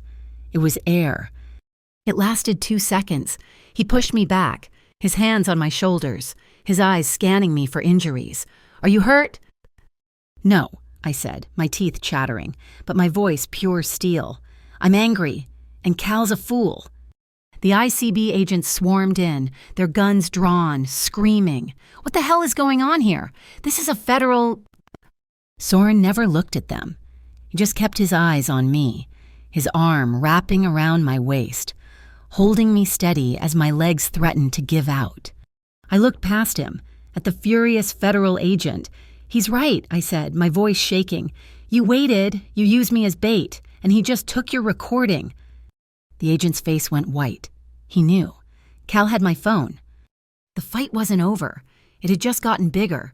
The ICB and Soren's shoreline group were still in a tense, armed standoff in the wreckage of the fish plant when the next attack came. It wasn't with knives or fire. It was with paper. 2 men in gray, humorless suits arrived at the Sea Glass Diner at 9 in the morning, right in the middle of the breakfast rush. They weren't from Prospect 8 or the Urban Integrity Bureau. Their credentials, all gold-embossed and official, read Federal Commerce Security Directorate. "By the authority of the FCSD," the lead agent said, his voice loud enough to silence the diner, "we are seizing this asset pending an investigation into criminal money laundering." Mabel, holding a spatula, stepped in front of him. "You're what?" "This establishment," the agent said, "was purchased with funds derived from illegal racketeering and port-related extortion. It is an active component in a criminal enterprise." He taped a thick, neon-orange notice to the front glass. "This property is seized. You have 30 minutes to evacuate." They were using Soren's purchase, the very act that was supposed to save me, as the weapon to destroy me. They were turning his clean money dirty. But they had miscalculated. They hadn't counted on Harborview. By the time the 30 minutes were up, there wasn't a path to the door. "Mr. Henderson had called the local paper. Mrs. Davis, the principal, had apparently activated every phone tree in the city. The fishermen from the docks had shown up, still in their rubber boots, blocking the tow truck the FCSD had called. It wasn't a protest. It was an occupation. "You want the diner?" Mabel yelled, standing on a chair by the door, spatula held high. "You'll have to take it from us." The FCSD, faced with a full-blown community riot, had no choice but to call the city council. A snap community review hearing was called for that afternoon. The town hall meeting room was packed to the gills. It wasn't a legal proceeding. It was a public execution, and the entire town had shown up to defend the victim. A humorless FCSD lawyer, a woman with a face like a hatchet, laid out their case. She spoke of shadowy investors, undocumented cash flow, and enterprises with known criminal affiliations. She was talking about Soren. Then she played her trump card. This isn't just about finances, it's about influence. She produced a tablet and played the grainy drone footage. The video of me and Soren, the kiss, illuminated in the blue neon light. The room gasped. I felt my face burn, but I didn't look away.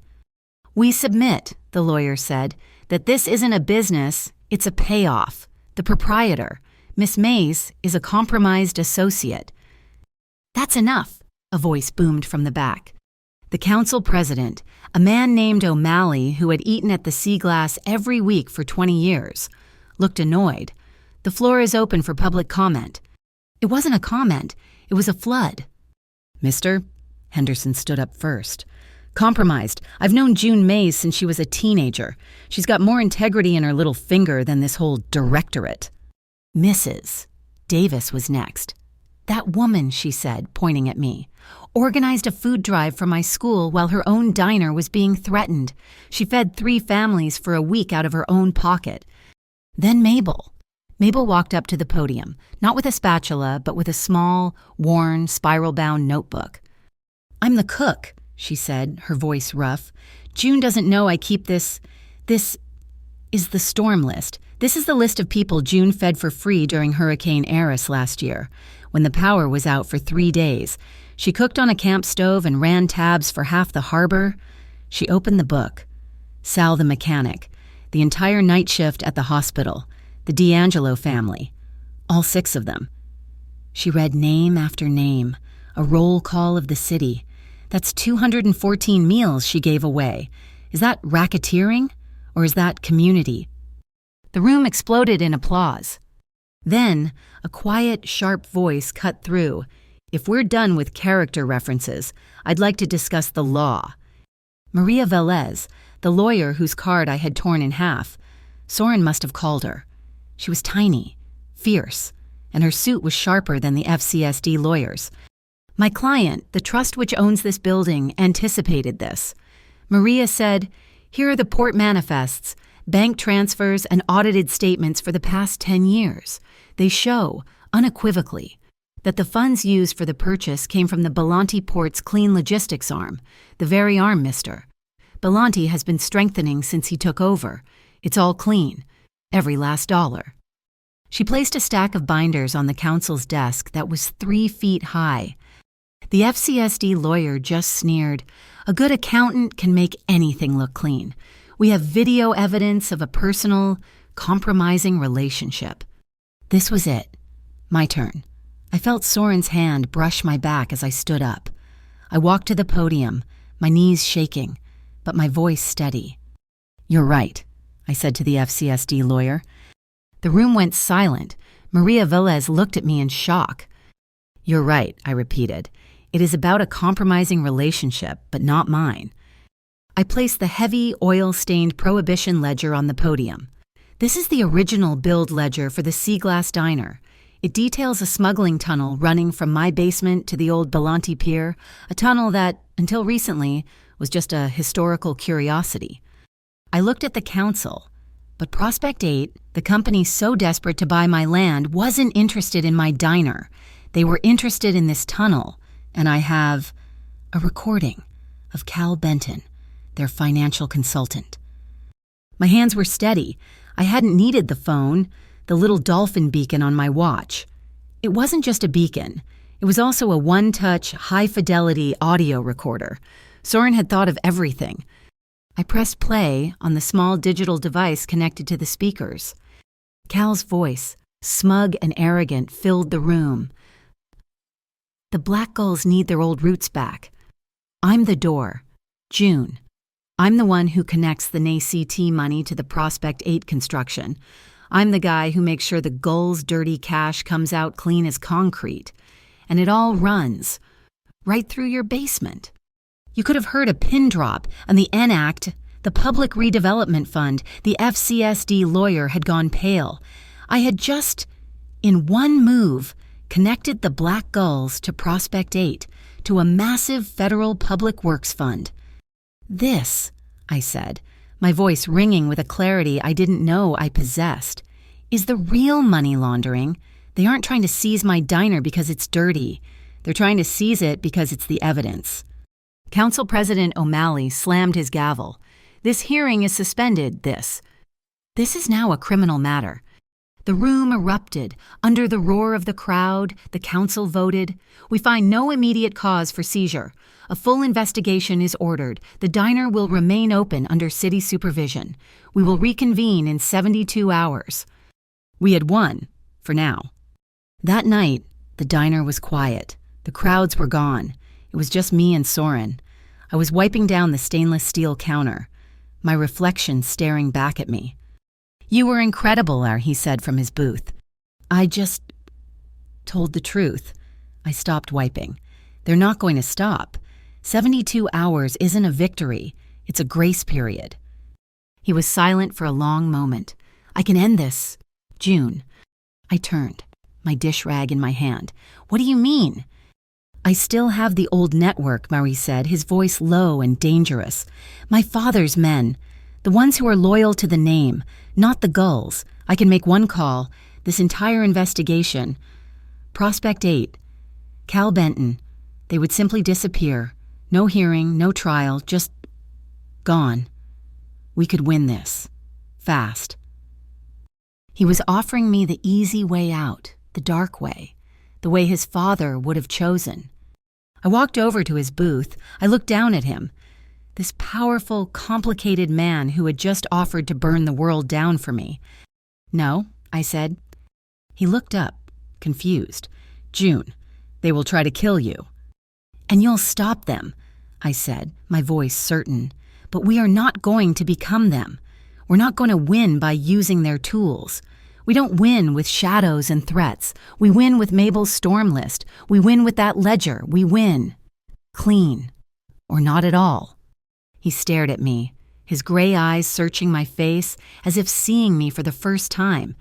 He was seeing a woman who wasn't a victim, who wasn't a mistress, and who wasn't afraid of him. Slowly, he stood up. He didn't reach for me. He didn't try to kiss me. He just extended his hand, as partners. Then, I put my hand in his. It wasn't the handshake of a boss or a savior. It was the grip of an equal. His palm was calloused, matching mine. His fingers closed around my hand, and the touch, the simple skin-on-skin contact, lingered just a second longer than it should have. It was a promise. It was a contract. The moment was broken by the flicker of the small television I kept over the bar. A breaking news alert. I turned up the volume. A perky reporter was standing on the boardwalk, the wind whipping her hair. In a surprise announcement tonight, she chirped, Prospect 8 Holdings, in conjunction with the Federal Commerce Security Directorate, has announced the first ever New Pier Festival. My blood ran cold. The FCSD lawyer was on screen, smiling. We're celebrating the revitalization of Harborview, she said, and we are fast-tracking the finalization of the NACT redevelopment plan. The festival will be in just 2 days. It's a new day for the harbor. 72 hours. They had given us 72 hours. And in 48, they were planning to hold a massive public party to celebrate their victory, ramming the project through before my evidence could ever see the light of day in a real court. The knot hadn't been untied. It had been pulled tight enough to kill. The New Pier Festival was a farce, and the weather knew it. Prospect 8 had strung up thousands of dollars in colorful paper lanterns, which now whipped themselves to shreds in the strengthening gale. A terrified-looking jazz band was playing a peppy tune that the wind stole and shredded, mixing it with the roar of the incoming storm surge. A low-pressure system, dark and heavy as a bruise, was sitting right on top of Harborview. The corporate suits from Prospect 8 and their new partners at the FCSD were huddled near a champagne bar, pretending this was a celebration. And on the other side of the pier, we had set up our own party. "Chowder's hot," Mabel yelled over the wind, her voice a foghorn. We hadn't come to fight, we had come to feed. We'd wheeled 2 massive catering warmers onto the pier, along with our battery-powered jukebox and a hand-painted sign, the Sea Glass Diner feeding the harbor. Free chowder, always. Mabel, Mr. Henderson, and 2 of our fishermen regulars were ladling out bowls of thick, hot clam chowder as fast as they could. The real people of Harborview, the dock workers and families who had come to see the spectacle, bypassed the champagne and caviar-topped crackers. They came to us. We were winning the hearts, bowl by bowl. Micah, wearing a tiny apron, was in charge of handing out spoons, his face serious. Soren was nowhere to be seen, but I knew he was here. He was a shadow, watching from somewhere. June. My blood went cold. Cal wasn't yelling in anger. He was yelling with official, sickening triumph. He pushed through the crowd, which parted for him. He wasn't alone. He had 2 massive private security guards in black suits and, Worse. 2 uniformed officers from the Metro Peace Department. "What do you want, Cal?" I said, stepping in front of Micah. Cal's smile was the ugliest thing I had ever seen. He held up a thick, officially stamped document. "It's over. Junebug. The judge took one look at that blog, at the video. You're an unfit mother, consorting with known criminals." He handed the paper to the MPD officer. "This is a temporary emergency custody order. The boy comes with me." "No," I whispered. "It wasn't a protest. It was just a failure of air." "Ma'am," the older MPD officer said, his face full of pity but his hand on his duty belt. "It's a signed order. Please, don't make this difficult. We just have to hand the child over to his father." "He is not," I started to say, but Cal's guards were already stepping forward. Micah, sensing the shift, grabbed my leg, his eyes wide with terror. "Mommy, no!" "You're not taking him," Soren's voice. He wasn't a shadow anymore. He was a wall. He'd stepped out from behind our chowder tent, placing himself directly between Cal and me. He wasn't armed. He wasn't in a suit. He was just there. "Get out of the way, Belanti," Cal snarled. "This is official police business. You interfere. They arrest you." "The order is fraudulent," Soren said, his voice a low, cold vibration. He never looked at Cal. He was looking at the MPD officers. It was obtained under false pretenses. "That's for a judge to decide tomorrow, sir," the officer said, clearly uncomfortable. "Right now, I have to enforce it. Step aside." "No," Soren said. Cal's private security guard didn't wait for an order. He saw his opening. He wasn't a cop, he was a hired thug. He lunged, not at Soren, but at me, trying to get around him to grab Micah. Soren moved. He intercepted the man, shoving him back. The guard was ready for it. He recovered his balance, and a 6-inch blade appeared in his hand. He lunged again, a low, vicious stab. It was too fast. Soren twisted, but he wasn't fast enough. The knife ripped upward, slicing through his canvas jacket, his shirt, and the skin beneath. Soren grunted, a sharp intake of breath, and stumbled back a step, clutching his side. The crowd screamed. It wasn't a gasp. It was a single, unified sound of pure panic. And at that exact moment, as if summoned by the violence, the storm broke. A crack of lightning, so close it vibrated in my teeth, struck a transformer on the shore. A blue flash lit up the pier, and then darkness. The generators died, the music stopped, the paper lanterns vanished, the entire pier was plunged into a chaotic, screaming blackness, lit only by the distant flashing buoys in the harbor and the panicked beams of cell phone flashlights. "Micah!" I screamed, blind. "Get him under the stall now," Soren roared, his voice tight with pain. My hands found Micah in the dark. I shoved him under the heavy wooden serving counter. "Stay there. Do not move. Do not make a sound. Do you understand me? Baby, do not move." A flashlight beam, one of Cal's guards, swept over me. He lunged, grabbing for the edge of the counter to flip it. I reacted. My hand shot out, grabbing the heavy 20-quart steel pot of chowder still boiling hot from the warmer. I didn't think. I just threw. The man shrieked, a high-pitched sound of agony as scalding hot soup and clams hit him in the face and chest.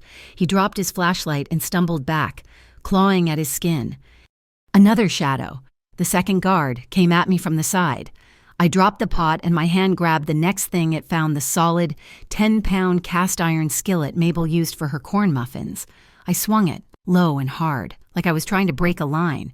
It connected with his hip with a dull, heavy thud, and he went down. "Get the kid," Cal was screaming from somewhere in the dark.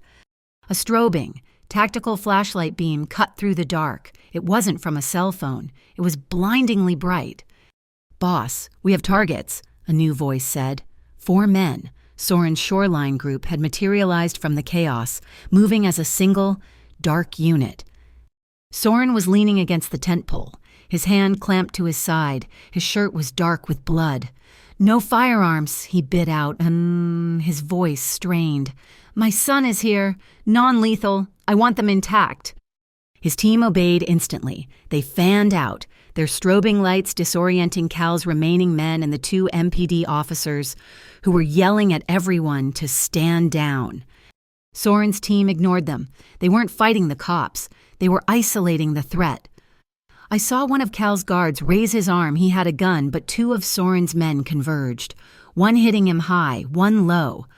A coil of rope spun out, and the man was on the ground, bound and disarmed in seconds. The crowd was a stampede.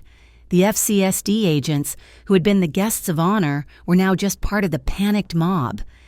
I looked at the chaos, at the cops, at the fleeing feds, at the screaming crowd. This was it. This was our chance. I grabbed the battery-powered jukebox. "June, what are you doing?" Soren yelled. "Winning clean," I yelled back. I had known Cal would come. I had known he would make a move, that he would call his masters. When he'd arrived with the police, I had activated the recorder, the dolphin on my wrist. I'd shoved it deep into the pocket of my apron. And when Cal had pulled out his phone to confirm the package is secure, I had gotten it. I had gotten the voice on the other end, the real boss, the head of the Black Gull Syndicate. I jammed the device into the jukebox's auxiliary port. I turned the volume dial all the way to the right. The sound amplified, blasted across the pier, cutting through the wind and the screams. First, Cal's voice, panicked and sycophantic. "We have the package. I'm here with the cops, just like you said. We're taking the kid now." And then, a new voice, a voice like gravel and seawater, a voice that belonged to the shadows, the Black Gull. "Good, get the kid, get the woman, and burn the stall. Leave the Belanti bastard. I want him to watch it all burn." The stampede stopped. Everyone, the fleeing partiers, the confused cops, the terrified FCSD agents, they all stopped. They turned. In the darkness, lit only by dozens of phone screens, they listened to the unadulterated, raw confession, the plot to kidnap a child, the order to assault a federal officer, the connection between Cal and the city's most feared criminal element. A new sound started. Not a scream, a chant. "Save the sea glass," a single voice yelled. Then another. "Save the harbor." The cell phones, which had been flashlights, turned into weapons, their cameras turned on. Live streaming, recording the FCSD agents' faces, recording the cowering private security, recording the MPD officers who were now staring at Cal with open horror. The FCSD agents, realizing they were being broadcast live as partners to kidnappers, did the only thing they could. They retreated. They grabbed their briefcases and fled into the night. It was a total rout. I looked for Cal. He was gone. The crowd was surging forward, a protective wall around our stall. He's gone," I yelled. Soren, pale and breathing heavily, pointed with his good arm, not toward the street, toward the end of the pier. "The tunnel," he growled. "He's running for the tunnel." In the chaos, Cal had slipped away. He was scrambling down the rocks, heading for the storm grate that led into the darkness under the city. He was running to the last battleground. I didn't wait. I didn't wait for the police. I didn't wait for permission. I grabbed Micah's hand. "Mommy, where are we going?" he cried, stumbling as I pulled him through the panicked crowd. "We're going home," I yelled, running full speed. "We're going to the diner." Soren was right behind me, his hand pressed to his side, his face pale and slick with rain, but his eyes were blazing. "June, he's not running to the street. He's running under it." 2 of his port watch authority guards, the ones who had been standing watch, fell in step behind us. The diner was dark and silent. I fumbled with the key, my hands shaking so hard it took me 2 tries. The door flew open. "The basement," I panted, flipping the light switch. We thundered down the old wooden steps into the smell of damp earth and old potatoes. "The map, June, the ledger," Soren said, breathing hard. "I know." I ran to the far wall, the one behind the empty kegs. "It's here." Soren and the guards tore the kegs away, revealing the section of brick wall I had seen on the Prohibition-era diagrams. It was boarded over with new, raw plywood. Cal had already been here. He'd prepped his escape. Soren didn't hesitate. He drew his foot back and kicked, a single, powerful, focused strike. The plywood splintered and burst inward, revealing a low, dark, circular opening. A blast of cold, salty air and the sound of rushing water hit us. "Flashlights," Soren commanded. The guards clicked on high-powered beams, cutting into the darkness. It was a brick tunnel, slick with algae, and the tide was rising fast. Black, churning water was already up to our ankles. "Micah," I said, my voice shaking, "I need you to be the bravest boy in the world. Hold my hand. Do not let go." "I'm brave, Mommy," he whispered, his small hand gripping mine like a vice. We plunged into the darkness. The water was icy, pulling at our legs. The beams of our flashlights danced off the curved, weeping walls. My heart was a snare drum, echoing with the slosh of the water. We reached a junction where the tunnel split. "Which way?" one of the guards yelled over the roar of the storm, which we could still hear, muffled and distant, like a monster waiting above. "Stop right there." A flashlight beam, brighter than ours, blinded us. Cal. He was standing 20 yards down the right fork, the water up to his knees. He looked insane. His cheap suit was soaked, his hair plastered to his skull. "You," he spat, the light centered on my face. "You just couldn't lose, could you? If it wasn't for you, I'd be running this whole city by now. I had the NACT. I had Prospect 8. I had it all." I shoved Micah behind my legs, shielding him. He whimpered, burying his face in the back of my jeans. I felt his whole body tremble. "Breathe with your belly, baby," I whispered, my hand on his head, just like we practiced. "It's over, Cal," Soren said. He stepped in front of me, his body a shield, his hand still clamped to his bleeding side. "The recording of the gull leader is all over the news. The police are on their way down." "The police!" Cal shrieked with laughter. "The police work for me. You don't get it, do you? I'm the gateway. And if I can't have this, no one can." He raised his other hand. He was holding a small, gray box with a blinking red light, a detonator. My blood turned to ice. "This tunnel is almost 100 years old," and Cal hissed, his eyes wild. "My consulting work found all the weak points. You take one more step, Belanti, and I'll bring half the street down on top of us. We'll all be buried together." The port watch guards froze. "Let the boy go, Cal," Soren said, his voice level, reasonable. He was trying to de-escalate. "Let June and Micah walk out. You testify. You tell them everything you know about the gulls. You might walk away from this. The boy is safe. That's the deal." "A deal," Cal laughed. "From a dead man." He raised his thumb to the switch. "No," I screamed. My mind was racing, flashing back to the ledger, the map, the diner blueprints I'd spent 2 days memorizing. The tunnel, the walls, the valves. I saw it, high on the wall, just to the left of Cal, a large, rust-caked iron wheel. It wasn't part of the tunnel structure, it was an emergency overflow valve, leading to a long, dead skywell. It was designed to keep the diner's basement from flooding during a storm surge. Cal was focused on Soren, on his big moment. "Soren, I said, my voice sharp, cutting through the tension. "The night of the storm, the first night, you paid for my van." Soren looked back at me, his eyes confused, but he played along. I did. "Why?" I demanded. Cal scoffed, annoyed. "What is this? He's trying to save your life, you idiot." "I needed to know," I yelled at Cal. "Why did he do it?" While Cal's eyes were on me, I saw Soren understand. He saw my gaze flicker to the valve.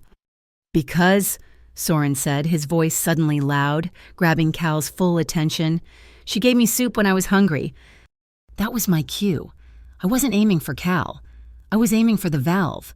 I grabbed a rusted piece of rebar from the water, shoved it between the spokes of the wheel for leverage, and put every ounce of my weight, my fear, and my rage into it. "Get down!" I screamed. The metal shrieked, a sound of torture. Then it gave. It wasn't a leak.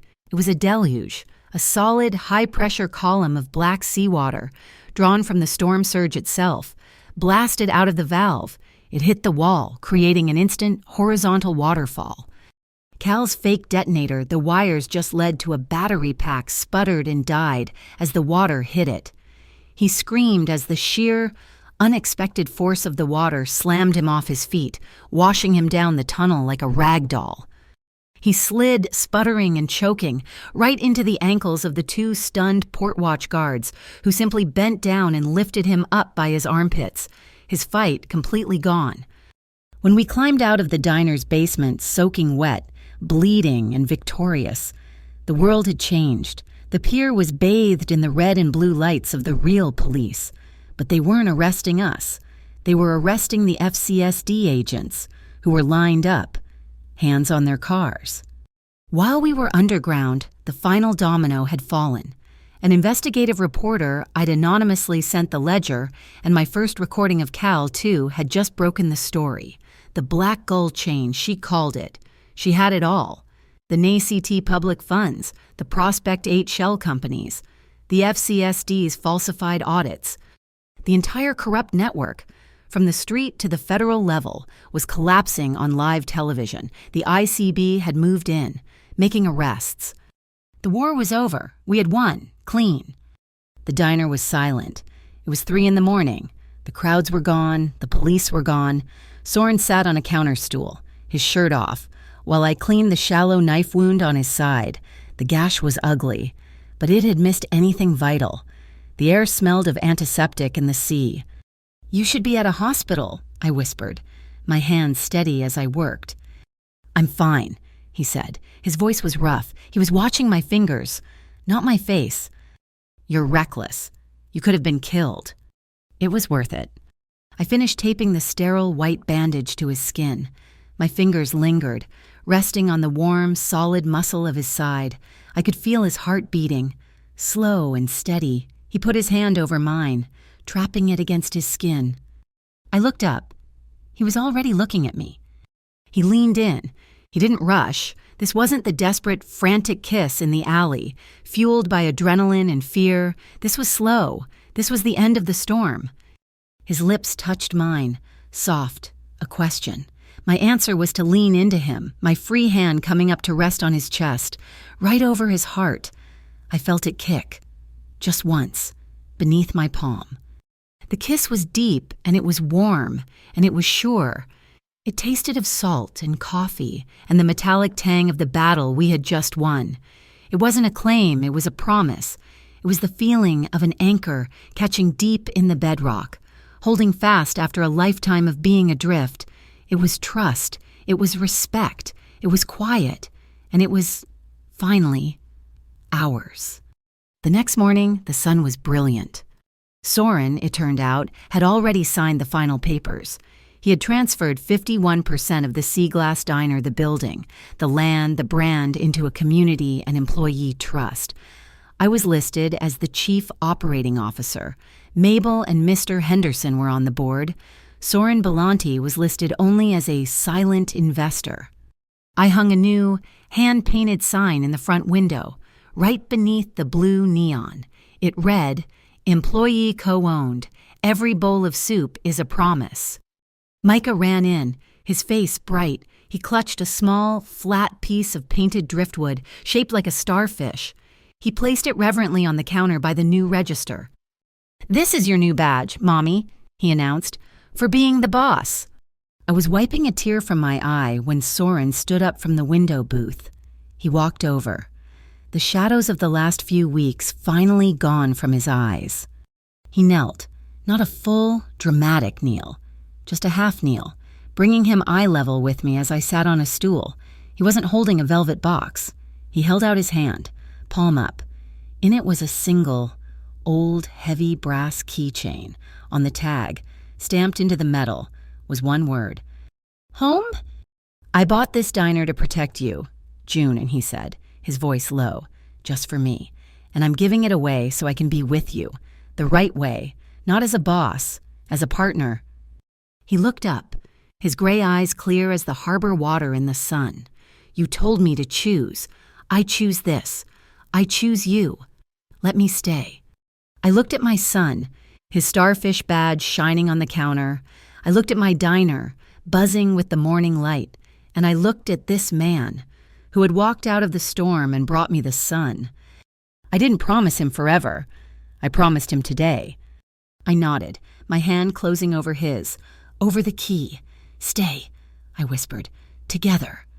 Outside, the ocean glittered. Inside, the neon light of the Sea Glass Diner was warm on our faces.